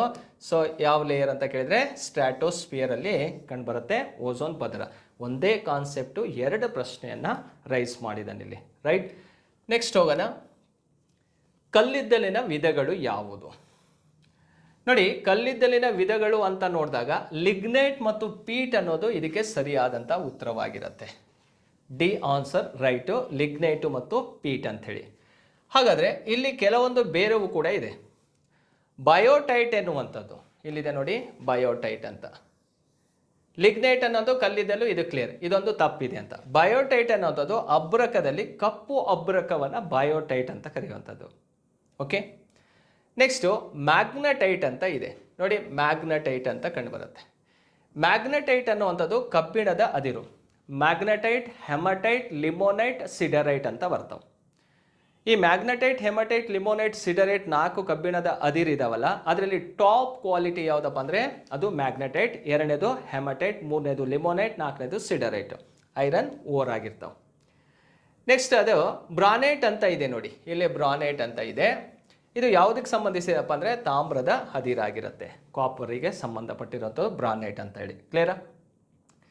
ಇನ್ನೇನು ಅಂಥ್ರಾಸೈಟ್ ಅನ್ನುವಂಥದ್ದು ಕೂಡ ಕಬ್ಬಿಣದ ಅದಿರಾಗಿರುತ್ತೆ, ಆದರೆ ಬ್ರಾನೈಟ್ ಅನ್ನೋದು ಇಲ್ಲಿ ತಪ್ಪಾಗಿರೋದು. ಅಂಥ್ರಾಸೈಟ್ ಇದೆ, ಲಿಗ್ನೈಟ್ ಇದೆ, ಪೀಟ್ ಇದೆ, ಬಿಟುಮಿನಸ್ ಅಂತ ಕಂಡುಬರುತ್ತೆ. ಇವು 4 ಕಲ್ಲಿದ್ದಲಿನ ವಿಧಗಳು: ಅಂಥ್ರಾಸೈಟ್, ಬಿಟುಮಿನಸ್, ಲಿಗ್ನೈಟ್ ಮತ್ತು ಪೀಟ್ ಅಂಥೇಳಿ. ಅದರಲ್ಲಿ ಟಾಪ್ ಕ್ವಾಲಿಟಿ ಯಾವುದಪ್ಪ ಅಂದರೆ ಅಂಥ್ರಾಸೈಟ್ ಅಂಥೇಳಿ, ಎರಡನೇದು ಬಿಟುಮಿನಸ್, ಮೂರನೇದು ಲಿಗ್ನೈಟು, ನಾಲ್ಕನೇದು ಪೀಟ್ ಅಂಥೇಳಿ. ತಮಿಳುನಾಡಿನ ನೈವೇಲಿ ಅಂತ ಪ್ರದೇಶ ಇದೆಯಲ್ಲ, ಅಲ್ಲಿ ಅತಿ ಹೆಚ್ಚು ಕಂಡುಬರೋದು ಲಿಗ್ನೈಟ್ ಅದಿರಾಗಿರುತ್ತೆ. ನೋಡಿ, ಕಲ್ಲಿದ್ದಲು ಅಂತ ಒಂದು ತಗೊಂಡ್ರೆ ಅಲ್ಲಿ ಅಬ್ರಕ ಗೊತ್ತಾಯಿತು, ಕಬ್ಬಿಣದ ಅದಿರು ಗೊತ್ತಾಯಿತು, ತಾಮ್ರನೂ ಕೂಡ ನಮಗೆ ಗೊತ್ತಾಯಿತು. ಅಂದರೆ ನೀವು ತಿಳ್ಕೊಬೇಕಾಗಿರೋದಷ್ಟೇ, ಎಲ್ಲ ಓರ್ಗಳನ್ನು ನೋಡ್ತಾ ಹೋದಾಗ ಅದಕ್ಕೆ ರಿಲೇಟೆಡ್ ಆದಂಥ ಕಾನ್ಸೆಪ್ಟನ್ನು ಕ್ಲೀನಾಗಿ ತಿಳ್ಕೊಂಡ್ರೆ ಸಾಕಾಗತ್ತೆ. ನೋಡಿ, 14 ಕ್ವಶನಿಗೆ ಡಿ ಅನ್ನೋದು ಸರಿಯಾದಂಥ ಉತ್ತರ. 15ಕ್ಕೆ ಹೋಗೋಣ. ಈ ಕೆಳಕಂಡವುಗಳಲ್ಲಿ ತಪ್ಪಾಗಿರುವ ಜೋಡಿಯನ್ನು ಆರಿಸಿ. ಯಾವುದು ತಪ್ಪಾಗಿದೆ ಅಂತ ನೋಡಬೇಕು. ದುರ್ಗಾಪುರ ಸ್ಟೀಲ್ ಪ್ಲಾಂಟ್ ಅನ್ನುವಂಥದ್ದು ಎಲ್ಲಿ ಕಂಡುಬರುತ್ತೆ ಅಂದರೆ ವೆಸ್ಟ್ ಬೆಂಗಾಲಲ್ಲಿ ಕಂಡುಬರುತ್ತೆ, ಇದು ಸರಿ. ಬಿಲಾಯಿ ಸ್ಟೀಲ್ ಪ್ಲಾಂಟ್ ಅನ್ನೋದು ಛತ್ತೀಸ್ಗಢದಲ್ಲಿದೆ, ಇದು ಕೂಡ ಸರಿ. ಸೇಲಂ ಸ್ಟೀಲ್ ಪ್ಲಾಂಟ್ ಅನ್ನೋದು ತಮಿಳುನಾಡಿನಲ್ಲಿದೆ, ಇದು ಕೂಡ ಸರಿ. ಬೊಕಾರೋ ಸ್ಟೀಲ್ ಪ್ಲಾಂಟ್ ಅನ್ನೋಂಥದ್ದು ಒಡಿಸ್ಸಾದಲ್ಲಿದೆ ಅಂದರೆ ಒಡಿಸ್ಸಾದಲ್ಲಿ ಇಲ್ಲ, ಇದು ಜಾರ್ಖಂಡ್ ರಾಜ್ಯದಲ್ಲಿ ಕಂಡುಬರೋದ್ರಿಂದ ಹಾಗಾಗಿ ಇದು ಡಿ ಅನ್ನೋದು ತಪ್ಪಾಗಿರುವಂತಹ ಆನ್ಸರ್ ಆಗಿರುತ್ತೆ. ಹಾಗಾದರೆ ಬೊಕಾರೋ ಅನ್ನೋದು ಯಾವ ರಾಜ್ಯದಲ್ಲಿದೆ? ಇದು ಜಾರ್ಖಂಡ್ ರಾಜ್ಯದಲ್ಲಿ ಕಂಡುಬರುವಂಥದ್ದು. ಹಾಗೆ ಭಾರತದಲ್ಲಿರುವಂತಹ ಸ್ಟೀಲ್ ಪ್ಲಾಂಟ್ಗಳನ್ನು ಎಲ್ಲೆಲ್ಲಿದ್ದಾವೆ, ಕರ್ನಾಟಕದಲ್ಲಿ ಎಲ್ಲಿದ್ದಾವೆ ಅಂತ ಕೇಳಿದಾಗ ಭದ್ರಾವತಿ VISL ಅಲ್ಲಿ ಸ್ಟೀಲ್ ಪ್ಲಾಂಟ್ ಇರುವಂಥದ್ದನ್ನು ನೋಡ್ಬೋದು. ಕ್ಲಿಯರಾ? ನೋಡಿ, 15ನೇ ಪ್ರಶ್ನೆಗೆ ಡಿ ಸರಿಯಾದಂತಹ ಉತ್ತರವಾಗಿರುತ್ತೆ. ನೆಕ್ಸ್ಟ್ ಹೋಗೋಣ. ಜಾರ್ವಾ ಮತ್ತು ಓಂಗೆ ಬುಡಕಟ್ಟು ಕಂಡುಬರುವ ದ್ವೀಪಗಳು ಯಾವುದು ಅಂತ ಇದೆ. ಅವು ಎಲ್ಲಿ ಕಂಡು ಬರ್ತಾರೆ ಅಂದರೆ ಅಂಡಮಾನ್ ಮತ್ತು ನಿಕೋಬಾರ್ ದ್ವೀಪದಲ್ಲಿ ಕಂಡುಬರುವಂತಹ ಬುಡಕಟ್ಟು ಜನಾಂಗ ಯಾವುದಪ್ಪ ಅಂದರೆ ಜಾರ್ವಾ ಮತ್ತು ಓಂಗೆ ಎನ್ನುವಂತಹ ಬುಡಕಟ್ಟು ಜನಾಂಗಗಳು ಕಂಡುಬರ್ತಾವೆ. ಇಲ್ಲಿ ಅರ್ಥ ಮಾಡ್ಕೋಬೇಕಾಗಿರೋದು ಭಾರತದಲ್ಲಿ ಕಂಡುಬರುವ ಬುಡಕಟ್ಟು ಜನಾಂಗಗಳು, ಕರ್ನಾಟಕದಲ್ಲಿ ಕಂಡುಬರುವಂತಹ ಪ್ರಮುಖ ಬುಡಕಟ್ಟು ಜನಾಂಗಗಳು, ಹಾಗೆ ಪ್ರಪಂಚದಲ್ಲಿ ಕಂಡುಬರುವಂತಹ ಪ್ರಮುಖ ಬುಡಕಟ್ಟು ಜನಾಂಗಗಳು ಎಲ್ಲೆಲ್ಲಿದ್ದಾವೆ. ಈಗ ಕಾಂಗೋ ಅಂತ ಬರ್ತವೆ, ಅವೆಲ್ಲಿ ಕಂಡುಬರ್ತಾರೆ? ಆಫ್ರಿಕಾ ಖಂಡದಲ್ಲಿ ಕಂಡುಬರುವಂತಹ ಒಂದು ಬುಡಕಟ್ಟು ಜನಾಂಗಗಳಾಗಿರ್ತವೆ. ಪಿಗ್ಮಿ ಅಂತ ಕಂಡುಬರ್ತಾರೆ, ಇವರು ಆಫ್ರಿಕಾ ಖಂಡದಲ್ಲಿ.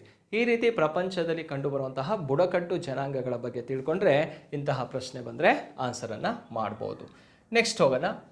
ಕೆಳಗಿನವುಗಳಲ್ಲಿ ಸರಿಯಾದ ಜೋಡಿ, ಇದರಲ್ಲಿ ಯಾವುದು ರೈಟ್ ಆಗಿದೆ ಅಂತ. ಹಳದಿ ಕ್ರಾಂತಿ ಅನ್ನುವಂಥದ್ದು ಮಾಂಸ ಉತ್ಪಾದನೆಗೆ ಸಂಬಂಧಿಸಿದೆ ಅಂತ ಕೇಳಿದರೆ ಅದು ತಪ್ಪಾಗಿರೋದು. ಹಳದಿ ಕ್ರಾಂತಿ ಅನ್ನುವಂಥದ್ದು ಎಣ್ಣೆಕಾಳು, oil seeds production, yellow revolution ಅನ್ನುವಂಥದ್ದು, ಹಾಗಾಗಿ ಇದು ತಪ್ಪಿದೆ. ನೆಕ್ಸ್ಟ್, ಬೆಳ್ಳಿ ಕ್ರಾಂತಿ ಅನ್ನುವಂಥದ್ದು ಎಣ್ಣೆ ಬೀಜಗಳಿಗೆ ಉತ್ಪಾದನೆ ಅಂದರೆ ತಪ್ಪಿದೆ.